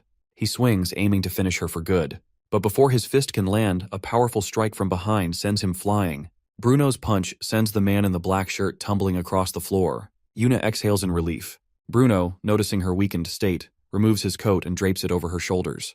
He commends her for fighting bravely and reassures her that she can leave the rest to him. Standing like a giant bear, Bruno's overwhelming presence fills the hooded man with fear. In a single step, he closes the distance. Before his opponent can react, Bruno grabs his head and slams it into the ground while lifting Julie's unconscious body into his other arm. The impact shatters the floor beneath them. Nearby, the dagger belonging to the hooded man rolls toward the black shirt guy. He hesitates before picking it up, his eyes flicking to Bruno's trembling hand as he holds Julie. Deep gashes cover her body. The man in black forces himself to move, gripping the dagger as he charges. He lunges forward, shouting for Bruno to die. But Bruno doesn't flinch. His fist swings in a devastating arc, slamming into the man's face and sending him crashing away. Bruno's fury reaches its peak. His voice drips with righteous wrath as he vows to make them pay for what they did to Julie and Yuna. Mana surges through his entire body as he steps forward. The man in black, sprawled on the ground, begs for mercy. But Bruno, consumed by rage, tells him to settle his business in hell. He gathers all his remaining mana into his hand and ends it in a single final blow. A few days earlier, before the attack on the mall, deep within a remote forest, two men argue inside an old shack. One of them, a subordinate, protests against the excessive orders given by a man known as No Name. This group was responsible for forcing Kim Kyung, the Vice Lord, to resign. Frustrated, the subordinate brandishes his spear, vowing to kill No Name and deal with Gil Seong-jun as well. He lunges, unleashing a rapid flurry of strikes. But something is off. No matter how many times he attacks, his target remains untouched. Before he can react, a blade pierces his stomach from behind. Panic sets in as he realizes the truth. No Name's gift is disorder, which distorts perception itself, making it nearly impossible to land a hit. No Name watches calmly as his strength fades, muttering that he talks too much. With a sword in one hand and a rope in the other, No Name wraps the rope around the struggling man's neck and hoists him onto a high beam. As his victim kicks desperately, gasping for air, he tells him he will personally take care of the man's family, especially his wife, and treat her very well. He chuckles darkly as the struggling slows, the legs twitching before going completely still.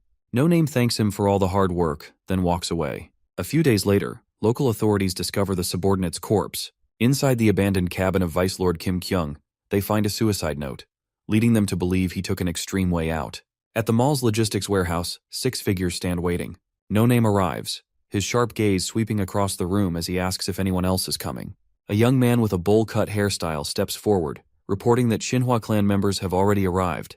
Their men who were stationed there earlier have lost contact. Given the situation, they decide to retreat immediately. But before they can leave, the young man with the bowl cut suddenly asks No Name about the child standing behind him. No Name, confused, turns around to see who he is referring to. Adjusting his glasses, he is shocked. No stands behind him and finally speaks, stating that he is glad No Name has noticed his presence. No Name, completely bewildered, questions in his mind who this child really is and how long he has been standing there. Even the bowl-cut-haired subordinate never expected his captain to fail to recognize the child. Assuming it might just be a lost kid, the young man asks No Name why he looks so tense. Since No Name remains silent, the bowl-cut-haired subordinate decides there is only one course of action. He will kill the child with a single slash. He warns No that children should never follow strangers recklessly, as something terrifying might happen. As he prepares to strike, No calmly places his left hand into his pocket, channeling mana into something he holds. The moment the young man swings his sword, No swiftly pulls out a dagger. With a single slash, he cuts through the subordinate's neck, killing him instantly. Blood splatters across the ground. The 5 remaining individuals freeze, their eyes locked on No in shock. Having effortlessly taken down the subordinate, No looks down at the corpse with a blank expression, realizing he shouldn't have killed him so quickly. No Name, who had been standing close, immediately jumps back and commands the remaining 5 to stay on guard. Realizing that the child before them is no ordinary kid, they quickly draw their weapons. No notices their reluctance and smirks. Mocking them, he wonders if they are truly scared of a simple dagger held by a little boy with barely any combat experience. Tilting his head with a playful grin, he calls them a bunch of cowardly chicken. His taunts strike a nerve. 4 of them, now blinded by rage, charge at once. This is exactly what No wanted.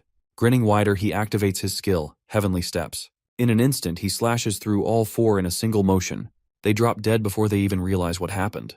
Now only No Name remains. No's playful expression fades as he points his dagger at No Name. He asks why No Name is just standing there. If he refuses to move, then he will come to him instead. No Name struggles to process what just happened. A mere child had cut down 4 advanced players in seconds. Attacking recklessly is no longer an option. He quickly channels purple mana throughout his body and dashes at full speed toward No. No watches his movements with a bored expression. The moment No Name swings his blade, No dodges with ease.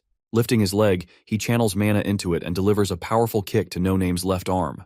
The impact sends him staggering back. No observes him with disinterest. Compared to the opponents he will face in the future, No Name's strength is meaningless. Then, without mercy, he states the truth. No one knows No Name because he is insignificant.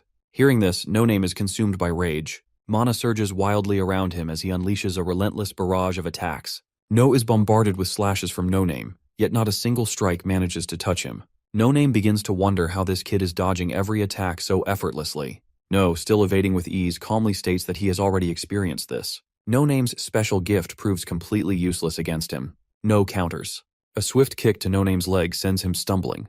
He leaps forward and unleashes a flurry of slashes. As his blade cuts through the air, he tells No Name to calm down, assuring him that he has no intention of killing him. No raises his blade above him, and soon the entire room is drenched in blood. After wiping out the last of the enemies, No and Shin step outside the mall. Around them, officers are busy cleaning up, removing bodies of both the terrorists and the innocent victims. Shin stares at the devastation, struggling to believe that the terrorists managed to cause this much havoc. No, hearing this, asks if she was able to capture them. Instead of answering, Shin looks straight at him and states that he now owes her a huge favor. No acknowledges this, promising to repay his debt in the future. He asks Shin to take care of No Name. Shin agrees and begins walking toward No Name. But as Shin approaches, No suddenly hesitates. Something has been bothering him for a long time, and this is his chance to find out the truth. He stops Shin and tells her to wait before reaching for No Name's sunglasses, determined to finally see his face. No Name immediately panics and pleads for him to stop, but No ignores him and pulls off the glasses. The moment his face is revealed, both No and Shin recoil in horror. No struggles to look at it for more than a moment. Shin, standing behind him, looks even worse, barely holding back the urge to vomit. They quickly realize they can't keep staring. No sighs, puts the sunglasses back on No Name, and turns to leave. Just as he starts walking away, someone calls out to him from behind. He turns to see Julie standing there, with Bruno carrying Yuna. He is relieved to see them safe. He rushes toward them, overwhelmed with joy. Not long after, the mall incident becomes a major news story, covered by every media outlet. A reporter on television announces that on December 17th at exactly 3 p.m., a terrorist attack took place inside the mall. The conflict involved summoned monsters and hired players fighting against the terrorists. The leader of the terrorists, identified as No Name, was captured. Shin played a crucial role in their defeat. According to the latest reports, the death toll has reached 23. In response to the tragedy, the Celestial Maiden government issues an official statement expressing deep condolences to the victims. A mysterious man watches the news on his TV. His eyes remain locked on 4 individuals on the screen. A slow, wicked grin spreads across his face. He has finally found them. At a small cafe owned by Young's father, a magical barrier surrounds the cafe, preventing ordinary people from recognizing them. Inside, No and Shin sit across from each other. No responds, saying he wanted to thank her, but there is another reason behind the meeting. He asks what happened to the No Name group. Shin reveals that the entire group has been sentenced to execution, the first ruling of its kind since the Celestial Maiden government was established. No asks about the person who hired them, but Shin only apologizes, stating that she is not in a position to disclose that information. Seeing that Shin has made her stance clear, No backs off. Shin then asks if that was all he wanted to know. No also seeks information about the fate of the Sabyok group.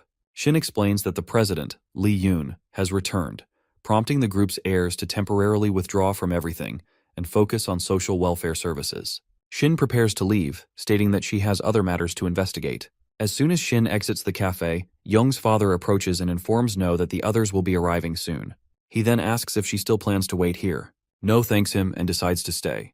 In the past, the group's succession war had erupted among 3 sons, with the eldest emerging victorious. Now everything is different. No realizes the extent of the changes he has caused, saving his family from the Kraken attack, preventing the deaths of the kindergarten children, reducing casualties in the mountain incident, stopping the terrorist attack at the mall, and even preventing the succession war within the group. The future is no longer set in stone. For the first time, he feels free from the fate that once led to the deaths of her comrades, including Paring and Lee Jong. By evening, No is at home, having dinner with her family. Taking a deep breath, Yuna announces that she wants to become a player. The moment she speaks, No chokes on his food. The entire family turns to her in shock. A chill runs down his spine as he realizes that this is another unexpected change in the timeline. Naturally, No rejects the idea outright. He slams a hand on the table, as he tells Yuna that becoming a player is nothing but a reckless decision. It is not meant for her, but Yuna refuses to back down. She argues that No will never understand unless he lets her try. No clenches his fists. He cannot deny Yuna's potential, but he never trained her to become a player. He only taught her to control mana. He wanted her to live a long, healthy life, far removed from the dangers of that world. Yuna refuses to back down, insisting that this is what she wants. Their parents sit in silence. Frustrated, No demands to know why Yuna is so eager to abandon her normal life. The life of a player is not glamorous or respected. It is filled with blood, sweat, and suffering. But even after hearing all of this, Yuna stands firm. No matter how difficult it is, she wants to save people. She does not want to spend her life being protected, watching helplessly from the sidelines while others fight. Their argument drags on until their mother finally intervenes. With a sigh, she tells Yuna that if this is truly what she wants, she is free to pursue it. No snaps, shouting in frustration. The outburst startles their younger sibling, who bursts into tears.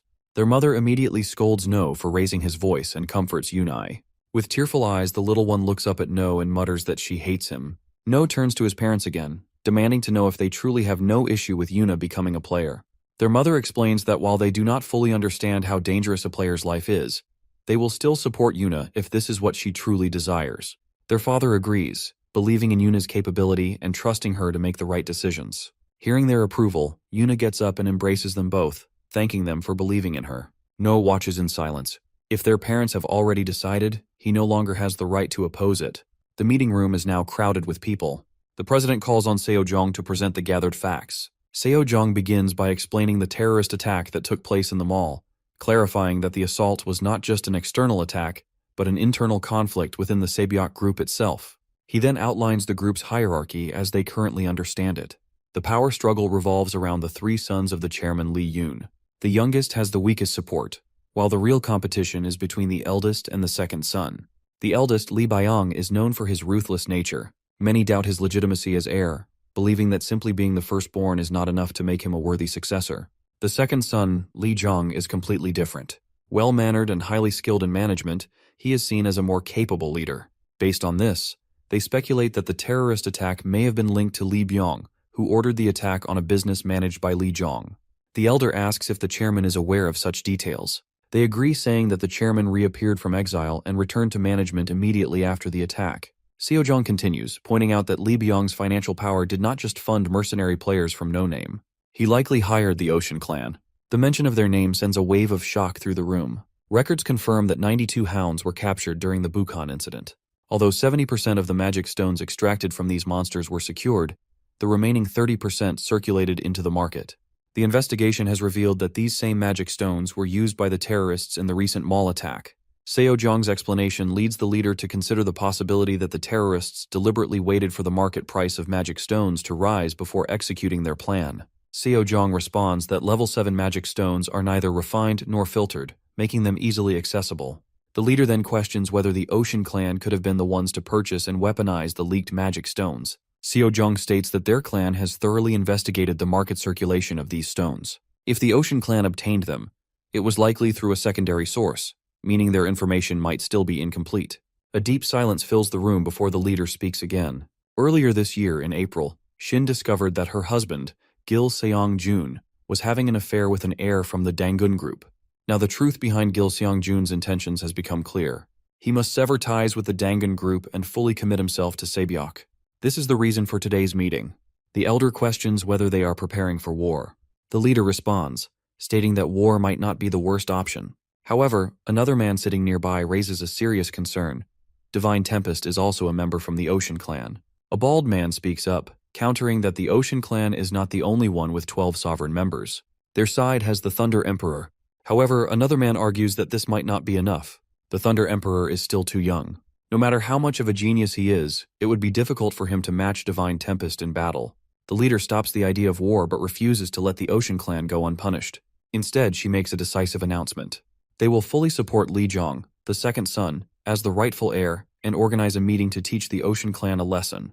It is now the 4th year of Celestial Maiden's rule, and No has moved up to the 2nd grade of elementary school. Minji finds it annoying that the 5 of them are still together. Seona agrees, though she had initially worried that they might be separated. Despite this, No hopes he will not have to see Sina again this year. That way, he can finally feel at ease, knowing he will not have to deal with her in the future. While No is lost in thought, Choi, sitting beside him, leans in and whispers. He points out the group of 4 boys at the next table, their eyes fixed on No and his friends. Their expressions alone make it clear they are troublemakers. Choi, irritated by their intense stares, considers confronting them for being so rude. But No, unwilling to invite unnecessary trouble, tells him to ignore them. Instead, he glances at the 4 boys. The moment their eyes meet, they quickly look away. Their reaction seems strange, but before No can dwell on it, Minji reminds him of the ongoing misunderstanding. Rumors have spread that Choi's father beat up Sina's father, the president of KK Pharmaceuticals. Because of this, the entire school is now too afraid to even meet his gaze. No wonders how he and his father ended up being painted as villains. Seona looks concerned, but No reassures her that he does not care about the rumors. What surprises No the most, however, is Choi's drastic change. He used to be short, but now he is much taller. He asks what Choi has been eating to grow so much. Choi simply replies that he has been training under the boss's instructions. As part of his training, he also drank the juice made by Young's father. Hearing this, No is even more puzzled. He remembers telling Minji and Seona to drink the juice because it helped restore mana energy, but he had no idea it also boosted physical growth. Now, he is the shortest among them. Frustrated, he decides to start drinking a full glass of that juice every day. Not long after, the sound of footsteps fills the air as the teacher walks in. The teacher introduces himself as Do-hoon, their homeroom teacher for the year. Just from his aura and mana presence, No can tell he is no ordinary person. Later in the afternoon, the old man in the library asks his assistant for a report on recent events. The assistant informs him that the parents who attempted to have Jin Seona expelled, arguing that she is a demi-human, have been completely removed from the school. Everything has been handled according to his orders. Satisfied, he praises his assistant's efficiency, but his thoughts linger on KK Pharmaceuticals and their failed attempt to manipulate class placements and separate the children. Thanks to his team's efforts, they managed to counteract the company's interference and keep Jung in the same class as the others. He then asks about KK Pharmaceuticals. The old man, Min-jun, finds it ridiculous that they would go to such extreme lengths to target a child he considers as precious as his own grandchild. Minjun asks his assistant again about the class arrangement. The assistant explains that they have assigned a former player who retired due to a severe injury. Despite this, he assures Minjun that the individual remains highly competent in education. Minjun asks where this person was previously assigned. The assistant responds that, according to what he has heard, the individual was once part of the regulars agency. If this person was part of such an elite organization, then he must be reliable. Looking at the documents in his hands, the old man confirms the teacher's full name. The old man recalls asking Jung whom she wanted to be in the same class with after moving up to the second year. She had said she wanted to stay with her friends. However, since her father had told her that it would be difficult, she had accepted whatever fate had in store for her. Since this was her wish, Minjun had promised to make it happen. After closing the book, the old man reflects on how unexpectedly interesting this situation has become. He had been reading alone, but now he has a child he wants to treat as his own grandchild. In an abandoned building, No and Yuna wait for Shin. Yuna is surprised to learn that No knows her well. Hesitantly, she explains that they became close after meeting at the cafe. A gentle breeze begins to blow, signaling Shin's arrival. Manipulating the wind, Shin turns the breeze into a small tornado to clear the space. After a few moments, the whirlwind fades, and footsteps echo in the distance. Shin lands in front of them and apologizes for making them wait. No, clearly annoyed, replies that they have waited far too long. Shin calls No picky and reminds her that plenty of people would be desperate to meet someone like her. Meanwhile, Yuna respectfully greets Shin. Shin responds, telling her not to use titles like 12 Sovereigns or Divine Tempest, but to simply call her Big Sister. At that moment, Shin secretly activates her detection ability. Immediately, she senses something shocking. Yuna's mana reserves are enormous. Even though she is controlling it, the sheer amount inside her is far beyond normal. Shin realizes that once others discover Yuna's potential, they will rush to claim her as their own, including herself. No asks Shin to hand over the item he requested earlier. Shin nods, confirming that she brought it. Among the items she has brought are a storage device and a mana stone. Inspecting the mana stone carefully, No finds them in perfect condition. Turning to Yuna, No asks if she is truly ready to become a player. Yuna responds with complete confidence. Seeing no objections, No finally stops resisting her decision. No retrieves a longsword from the storage device provided by Shin, but before she can use it, No states that she must first pass a test. Yuna accepts without hesitation. No warns her to be careful while handling the device, and Yuna assures that she understands completely. Watching the exchange, Shin smiles at how much No cares for his older sister. No channels mana into one of the stones, ensuring it is fully charged before throwing it far away. The stone begins to emit a blue glow, illuminating everything around them. Black smoke rises from the glowing stone, and from the darkness, a small monster emerges. It lets out a sharp cry, its long ears twitching as its pink skin glows faintly. Despite its intimidating entrance, the small creature looks almost adorable. This monster is classified as an 8th-class beast, known as prodigy. Yuna, still trembling, stares at it in confusion. It looks too cute to be a real monster. No confirms that it is indeed a monster called prodigy. Regardless of how harmless it seems, Yuna's task is to kill it. But faced with its innocent appearance, she hesitates. No understands that Yuna is determined to become a player, but she also wants her to realize that this path is filled with suffering. Yuna cautiously steps forward. The small monster hops toward her. Completely mesmerized by its cuteness, she starts believing it poses no threat. No shouts for her to stay alert and rushes toward her. Yuna looks at him in confusion, unaware of the danger. The cute monster's aura shifts. Its mouth stretches open unnaturally wide, revealing sharp fangs as it lunges at her. Before it can reach her, No delivers a brutal kick, sending it flying across the room. The impact is so strong that the creature is instantly defeated. Yuna, still shaken, listens as No scolds her. If she judges monsters by their appearance, she will be killed easily. She lowers her head, unable to respond. No asks if she wants to continue. Yuna doesn't answer right away. Instead, she thinks about all the times No and Julie have protected her from danger. She doesn't want to be someone who always needs saving. She wants to be strong enough to protect others too. She finally responds. She wants to continue. She refuses to let fear control her. After cutting down another monster, her sword drips with purple monster blood. Her grip weakens, and the weapon slips from her hands. Her legs shake violently before giving out, and she collapses to the ground. Shin, watching from the side, is shocked that Yuna managed to succeed after 15 rounds. Meanwhile, No rushes to her side. Yuna sits on the ground, breathing heavily, her hands trembling as she stares at them, covered in blood. No immediately embraces her, offering reassurance. Shin, seeing this, is reminded of her own past and the harsh reality of becoming a player. She understands better than anyone how difficult it is to reach this level. In the end, a player must always be strong. A few days later, in their 3rd grade classroom, the homeroom teacher arrives with a box of milk cartons. The teacher instructs the class president to step outside and bring in the exact number needed for the students present. Once they finish drinking, they are expected to return the empty cartons to the box. The students understand the instructions, and the class president quickly organizes them into a line to distribute the milk. Each student receives a carton, including No, who politely thanks the class president. This routine reminds him of Beck Leon, who also disliked drinking milk. Back then, No had taken it upon himself to encourage Beck Leon, telling her to drink milk so she could grow taller. He snaps back to reality when Choi whispers to him and discreetly places something in his hand. No looks down and realizes it is a magic item that can transform regular milk into chocolate milk. He asks where Choi got it. Choi replies that he secretly bought it that morning while visiting a general store. No hesitates and asks what would happen if they were caught by the teacher. Choi confidently reminds him of what he has always taught him, that they should not fear punishments from teachers. No silently agrees, realizing he may have unintentionally influenced Choi's way of thinking. Since they have already decided to break the rules, he takes the item from Choi and prepares to mix it into their milk. Choi grins and praises him. Before they can drink it, Choi notices an announcement printed on the milk carton. No glances at it and pauses. The message is a request asking children to pray for the safety of their compatriots suffering in Italy. This reminds No that this must be the year when people in Italy were experiencing severe hardships. Later, during recess, No walks alone toward Yuna's classroom. As he climbs the stairs, his thoughts drift back to yesterday's events. He still feels guilty for making Yuna cry. He hopes Yuna doesn't get depressed. As he turns a corner in the hallway, he collides with someone. A senior with yellow hair, who had been messing around with his friends, glares at him. The senior questions why he is here, pointing out that he is clearly not a 6th grade student.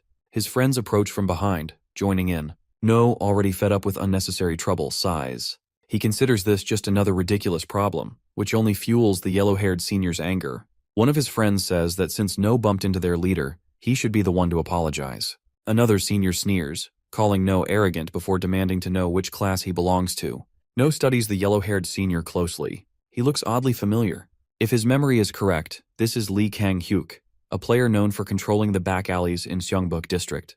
Despite lacking exceptional talent as a player, Kang-hyuk had a sharp understanding of people's weaknesses, allowing him to manipulate his subordinates with ease. His organization controlled all information regarding the slum areas of Seongbuk District. Kang-hyuk has lived in Seongbuk since childhood. No wonders if that is the reason he was able to establish an intelligence group here. One of them pushes No's back and scoffs that kids these days are too arrogant. The senior with yellow hair grabs No by the collar and lifts him slightly. A crowd gathers, watching the scene. Many cheer for Kang-hyuk, urging him to put the arrogant kid in his place. No, unsure how to deal with these so-called strong seniors, briefly considers threatening them. At that moment, a powerful surge of blue mana rises from behind him. Just as the senior pulls back his fist to swing, the blue energy condenses into a massive snapping force, ready to send him flying. Before No's attack can land, a familiar voice calls out from a distance. No immediately recognizes Yuna, rushes toward them and stops Kang-hyuk in his tracks. She commands him to stop. Flustered, Kang-hyuk tries to explain. No, on the other hand, feels a sudden surge of anger. This guy dares to like his older sister. The thought alone is infuriating, and for a moment, he even considers killing Kang-hyuk on the spot. The two seniors behind No step forward, claiming that No had rudely bumped into Kang-hyuk earlier without apologizing, and that they were simply teaching him a lesson for his arrogance. She questions why they think they have the right to discipline her younger brother. The word younger brother makes Kang-hyuk freeze. Yuna steps forward and fixes No's disheveled collar. She had expected something like this to happen and is clearly frustrated. Under their intense stare, Kang-hyuk awkwardly scratches the back of his head, lets out a nervous chuckle, and apologizes. He tries to justify their actions, saying they were not thinking straight today, and promises it will not happen again. Repeatedly, he apologizes and asks if No is hurt. Hearing him act concerned only makes Yuna more irritated. She grabs No's hand and walks away. As they leave, Kang shouts after them, wishing Yuna a good day. Kang also tells No that if anyone dares to bother him, he will personally take care of them. His words make No even more annoyed. Once they have walked far enough, No suddenly asks if Yuna likes that guy. Yuna is confused by how he refers to Kang as he is actually older than him, but No seems serious as he asks again if Yuna really likes him. Yuna does not respond and simply walks ahead in silence. Then Yuna abruptly turns, faces No and smiles. She tells him that the person she likes the most is No, so he does not have to worry about her being taken away by another guy. Saying this, she offers to walk him back to class. A few days earlier, No's grandmother walks through the heavy rain, a bag of fresh vegetables in her hands. She just returned from the market, but as she makes her way home alone, She thinks it has been a long time since No and Yuna visited. She was overjoyed to see how much they had grown, and even little Yunai is already 3 years old. As she continues walking, she passes a narrow alley. From inside, the faint sound of coughing reaches her ears. She stops, hesitating for a moment, unsure if she misheard. Then she hears it again, clearer this time. Turning her head toward the alley, she sees a dumpster at the source of the sound. Cautiously, she steps forward and lifts the lid. Inside, she finds a child, a demi-human with blue hair and animal-like ears. The sight shocks her. The lid slips from her hands as she realizes this boy has been abandoned here. She kneels beside him and gently reaches out. But the moment she touches his skin, she flinches, realizing he is freezing. Feeling the touch of a human, the young demi-human remembers the cruel words of the men who captured him. They had planned to sell him off, and if no one bought him, they would use him as a punching bag. When he was no longer useful, they dumped him like garbage. Terrified, he instinctively slaps the grandmother's hand away and tries to crawl out of the dumpster, desperate to escape. But in his weakened state, he stumbles and collapses onto the ground. Seeing him struggle, the grandmother grows even more worried. She takes a step toward him, but he spits out hateful words, telling her to stay away. Instead of being angered, she only becomes more concerned. She takes a step closer. The boy, overwhelmed with fear, covers his head with both hands, expecting a beating. But after a moment, he realizes the rain is no longer falling on him. Slowly, he opens his eyes and sees the old woman holding out her umbrella to shield him. With a hesitant voice, she offers to take him home. In the present, No and the family visit their grandmother's house. She is already waiting at the front door, delighted to see how much they have grown.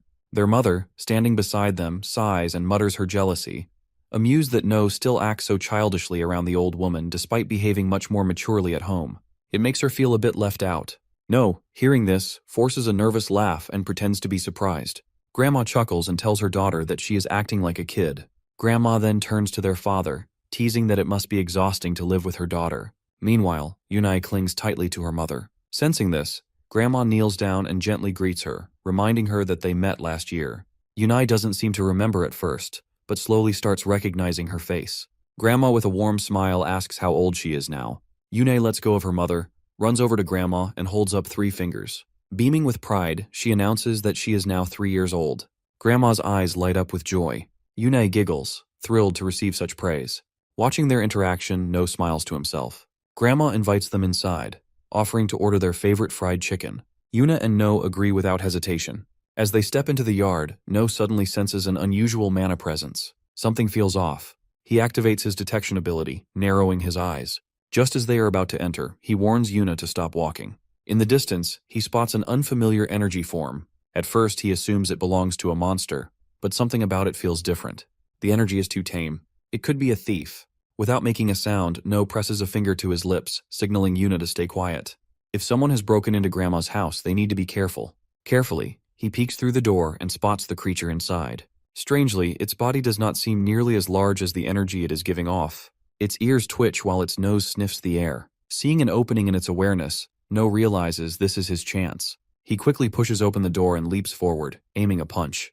The impact causes a loud noise inside the house, instantly catching the attention of the adults outside. Startled, they rush inside to check what just happened. No demands to know why the boy is here. The boy, confused, looks at him and asks if his chicken has arrived yet. No instinctively steps back. Then, as recognition sets in, he mutters the boy's name, Jin Parang. Later that night, after Grandma explains everything in detail, No's parents finally understand the situation. Grandma explains that she had planned to tell them once they arrived from the city, which is why she only revealed this now. At another table, No, Parang, and Yuna eat fried chicken together. As they eat, No suddenly remembers that this was the area where Parang lived. He never imagined their connection would start this way, with his grandmother deciding to take Jin Parang in and let him stay at her house. Noticing No staring at him, Parang grows irritated. He demands to know why he is being watched while eating, making it clear that the fried chicken in his hands belongs to him, and he has no intention of sharing. Grandma scolds him immediately, reminding him to watch his language. Parang falls silent, but No keeps staring at him. She reassures him that if his food runs out, she will get him more. Parang mutters under his breath, calling her an old hag. No clenches his fists in anger. Seeing him this rude to his grandmother, he never expected him to be even worse than his past life. He decides to fix his attitude, starting now. No grabs a soda bottle from the table and politely asks his grandmother for permission to take Parang outside to play. Parang looks at him, unable to comprehend why No suddenly wants to go outside with him. With suspicion in his voice, he demands to know why he has to play alone with him. Before Parang can finish complaining, Grandma interrupts and grants No permission, seeing it as a good way for them to bond. As No and Parang get ready to leave, Yuna eagerly asks to join, but before she can move, No tells her to stay behind. No moves behind Parang and orders him to move, but despite No's insistence, Parang refuses, making it clear he has no interest in playing with him. Frustrated by his stubbornness, No grabs the back of his shirt and gives him a sharp, threatening look. He tells Parang to stop making excuses and come with him immediately. No, losing patience, drags him out of the house. Once they are far enough, No suddenly throws him in the middle of the street. Parang groans from the impact. When he finally recovers, he opens his eyes and sees his fried chicken on the ground. His face twists in despair. No says people don't avoid disturbing dogs out of respect, but because they are afraid of being bitten. With that, he snaps his fingers, and a glowing barrier instantly forms around them, encasing them in a dome. Parang's eyes widen as he stares in shock. The reason for the barrier is simple. No doesn't want to be interrupted or overheard.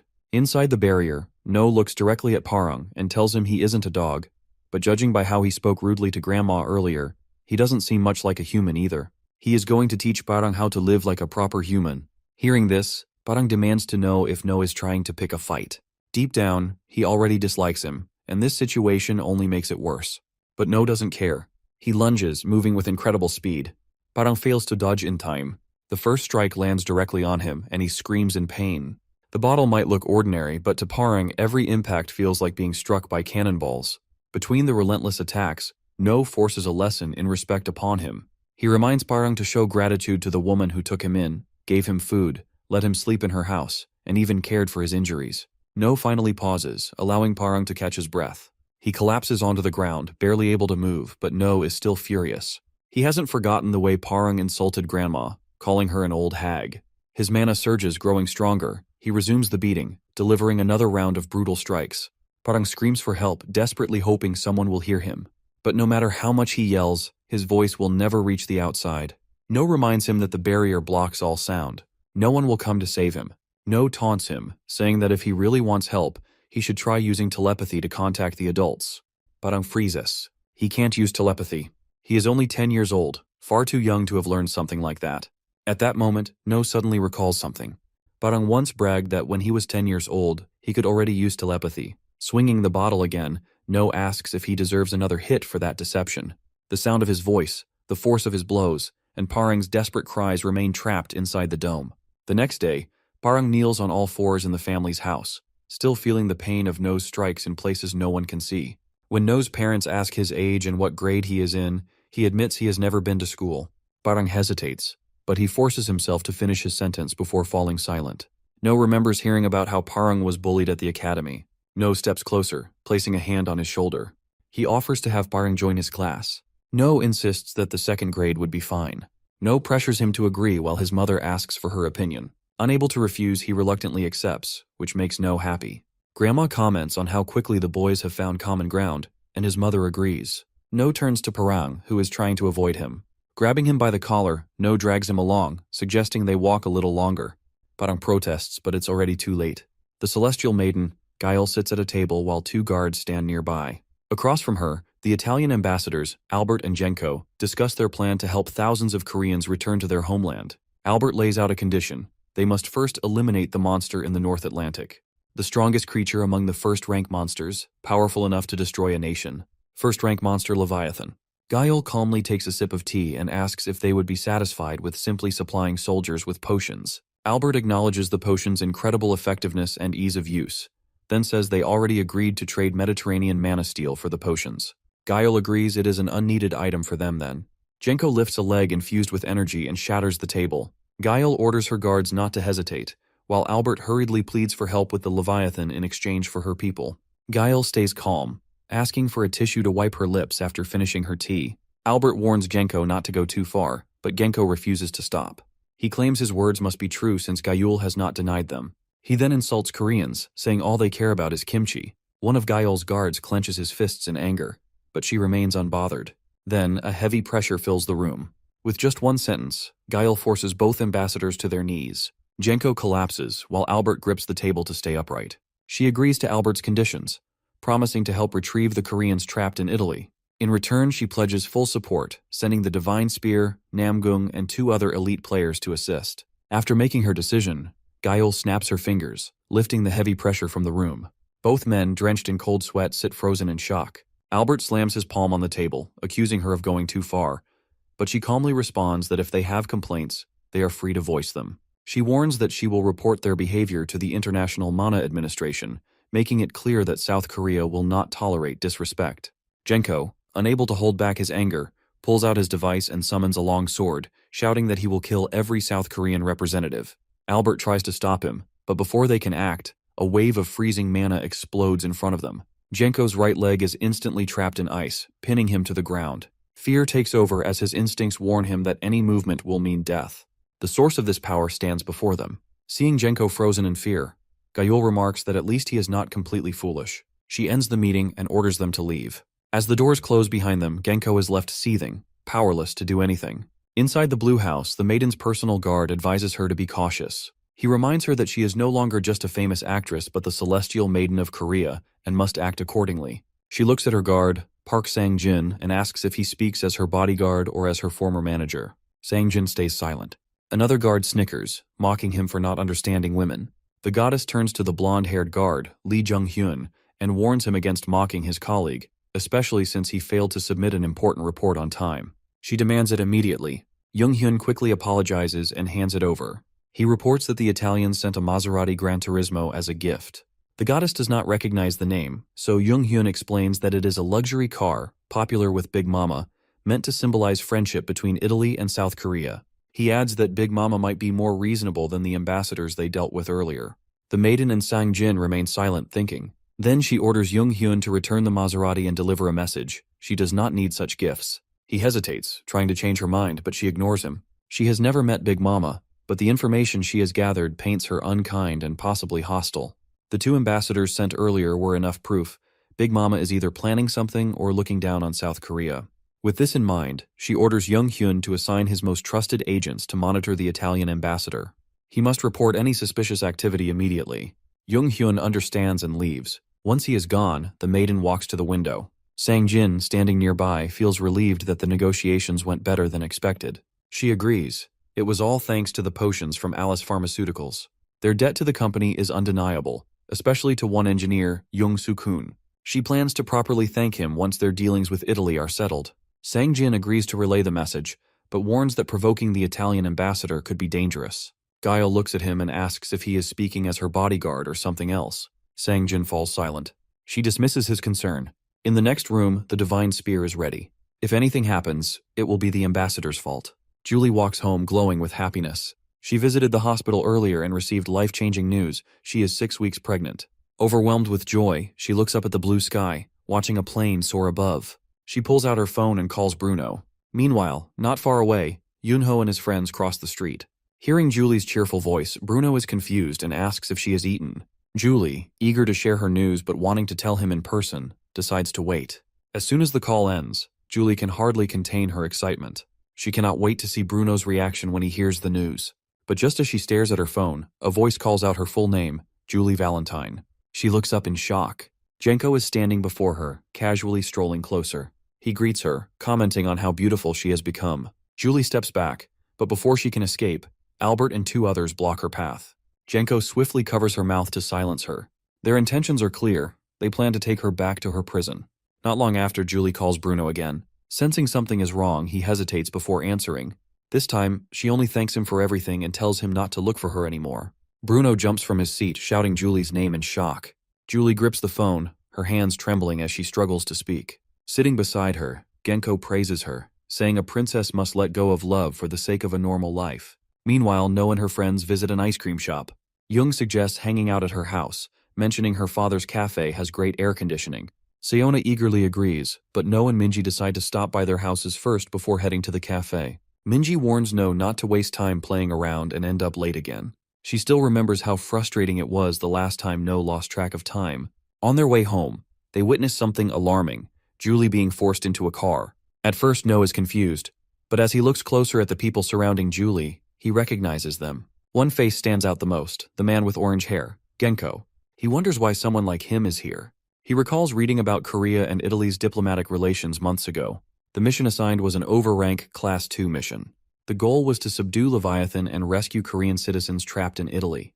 To ensure success, the Maiden government even sent 3 members of the 12 sovereigns. Korea suffered greatly after the mission. Their strongest player, Divine Spear, returned with his left arm gone. Railgun, Shin Myung, became permanently disabled due to the after effects of Mana Berserk. But the worst fate belonged to the florist, Bang Yeonji. Officially, he was declared dead.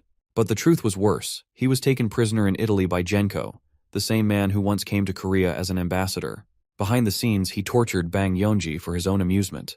When this was exposed, global outrage followed, forcing Big Mama to intervene. Genko was publicly executed, putting an end to the scandal. Now, No stands frozen. The man was with Julie. He hands his bag to Minji, telling her to stay put no matter what. Minji, confused, asks where she is going, but No only repeats, "Stay here, don't follow." No tightens his laces, ready to move. He plans to track their car and contact Shin or Bruno once he knows their destination. Mana surges through his legs, and he sprints forward at full speed. Minji barely reacts before No vanishes into the streets. He follows the car's path, stopping abruptly when he sees it parked ahead, as if waiting for him. Albert is surprised to see a child approaching. Genko, who had sensed someone earlier, looks disappointed. No, equally surprised, realizes they knew he was following them. Genko steps out, closing the distance between them. Without warning, he swings a punch at his head. No blocks just in time, but the force sends him stumbling back. Activating his mana, he steadies himself before hitting the ground. His gaze locks onto Genko. Genko hadn't expected a child to use mana so effortlessly. Muttering to himself, he wonders if all Korean kids are this skilled. Albert quickly dismisses Genko's assumption, warning him that the kid in front of him is no ordinary child. Genko grins, as if finally deciding what to do. Planting his feet, he lunges forward, aiming to end it with a single kick. No barely dodges, stepping aside as the attack whizzes past. He gathers mana around his legs, enhancing her movements, and dashes for a counterattack.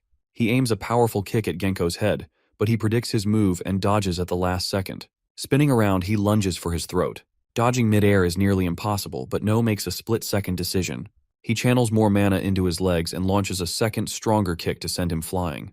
Just before it lands, Genko raises a barrier. No uses it as a foothold, propels himself into the air, and gathers mana in his hands, forming a sphere. He hurls it straight at his barrier. Genko pulls back just in time, reducing the attack's impact. The mana sphere barely grazes him. No lands, breathing heavily. Genko flexes his wrist, now aware of the kid's surprising mana control. But no matter how skilled he is, he's still just a child. Without warning, he erases his presence and vanishes, reappearing behind him in an instant.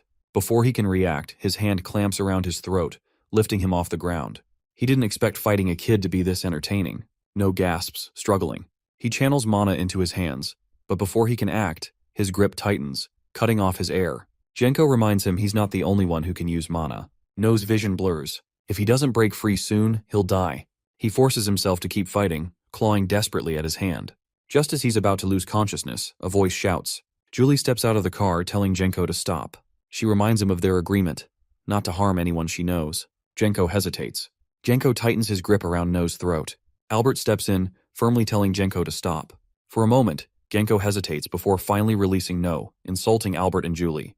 No collapses, coughing, while Genko walks away toward his car without another glance. Julie rushes to No, relieved he is still breathing. She thanks him for stepping in, but warns him not to interfere again. No ignores her and demands to know what is really going on. Julie remains silent before slipping a ring from her finger and handing it to him. She tells him to take it to Uncle Bruno and apologize to her husband on her behalf. No hesitates at Julie's sudden request, but before he can respond, she speaks first, saying she is happy with her marriage to Bruno. She turns and walks toward Genko. No calls out to her, but she ignores him. Frustrated, he rushes forward, shouting at Genko to move. Before he can react, Genko grabs his head and hurls him into a trash bin. No crashes hard onto the ground. Genko then gets into the car with his group and drives away, leaving No behind. Lying there, No stares at the ground. In this timeline, he saved his family, protected his friends. Everything that was supposed to happen has changed. Slowly, he pushes himself up, clenching his fists. He fought too hard to escape the future he was meant to have. Julie is part of that happiness. His gaze falls on the ring she gave him, and he grips it tightly. Meanwhile, young Sukun is in his cafe, exhausted after working all day. The government has assigned him a potion production quota, and he wonders if he can meet it without sacrificing more sleep. His wife approaches with a glass of water. When she asks if something is wrong, he reassures her, though he feels overwhelmed. His phone rings. Seeing No's name, he answers. No apologizes for calling so suddenly, but Sukun tells him it's fine. He quickly explains that something serious has happened and asks for his help. Meanwhile, Yuna and Shin train together. Shin channels her mana into a tree, making it grow as its roots push through the ground. Then, with a snap of her fingers, the roots twist and surge toward Yuna like living vines. Yuna moves swiftly, dodging every strike from the tree's roots with ease. Shin watches, impressed by how much she has improved. Deciding to test her further, Shin conjures a tornado. As Yuna evades the relentless roots, a sudden gust of wind surges toward her. She is swept up into the violent storm, struggling to break free. Shin starts to doubt her earlier judgment. But then, instead of panicking, Yuna channels her mana, forming a surfboard-like platform beneath her feet. In an instant, she rides the storm itself, gliding through the raging winds. Yuna shouts in frustration at Shin. Shin remains calm, explaining that real training should feel like a real battle. Deep down, she is impressed. Escaping her tornado was no small feat, but now she is curious how Yuna will handle what comes next. Shin instantly disperses the tornado. Yuna loses balance and falls from her mana surfboard, but quickly gathers mana beneath her, forming a mana jelly that softens her landing. Without wasting time, she gets up and charges at Shin. Shin immediately launches another attack. She shapes her mana into a bullet and fires. Yuna reacts instantly, summoning her jelly shield just in time to block it. Shin is impressed. Yuna had used her mana in creative ways, showing impressive imagination. Just as Yuna reaches her, she drops her jelly barrier, certain of her victory. But before she can react, her body freezes in place. She struggles in confusion as thick tree roots coil around her leg and lift her off the ground. Dangling helplessly, Yuna looks down at Shin, who acknowledges her progress but remains strict. When Yuna admits defeat and asks to be let down, Shin refuses, reminding her that escaping is also part of the training. Shin's phone rings and she is surprised to see the call. She briefly wonders if he has caused trouble again.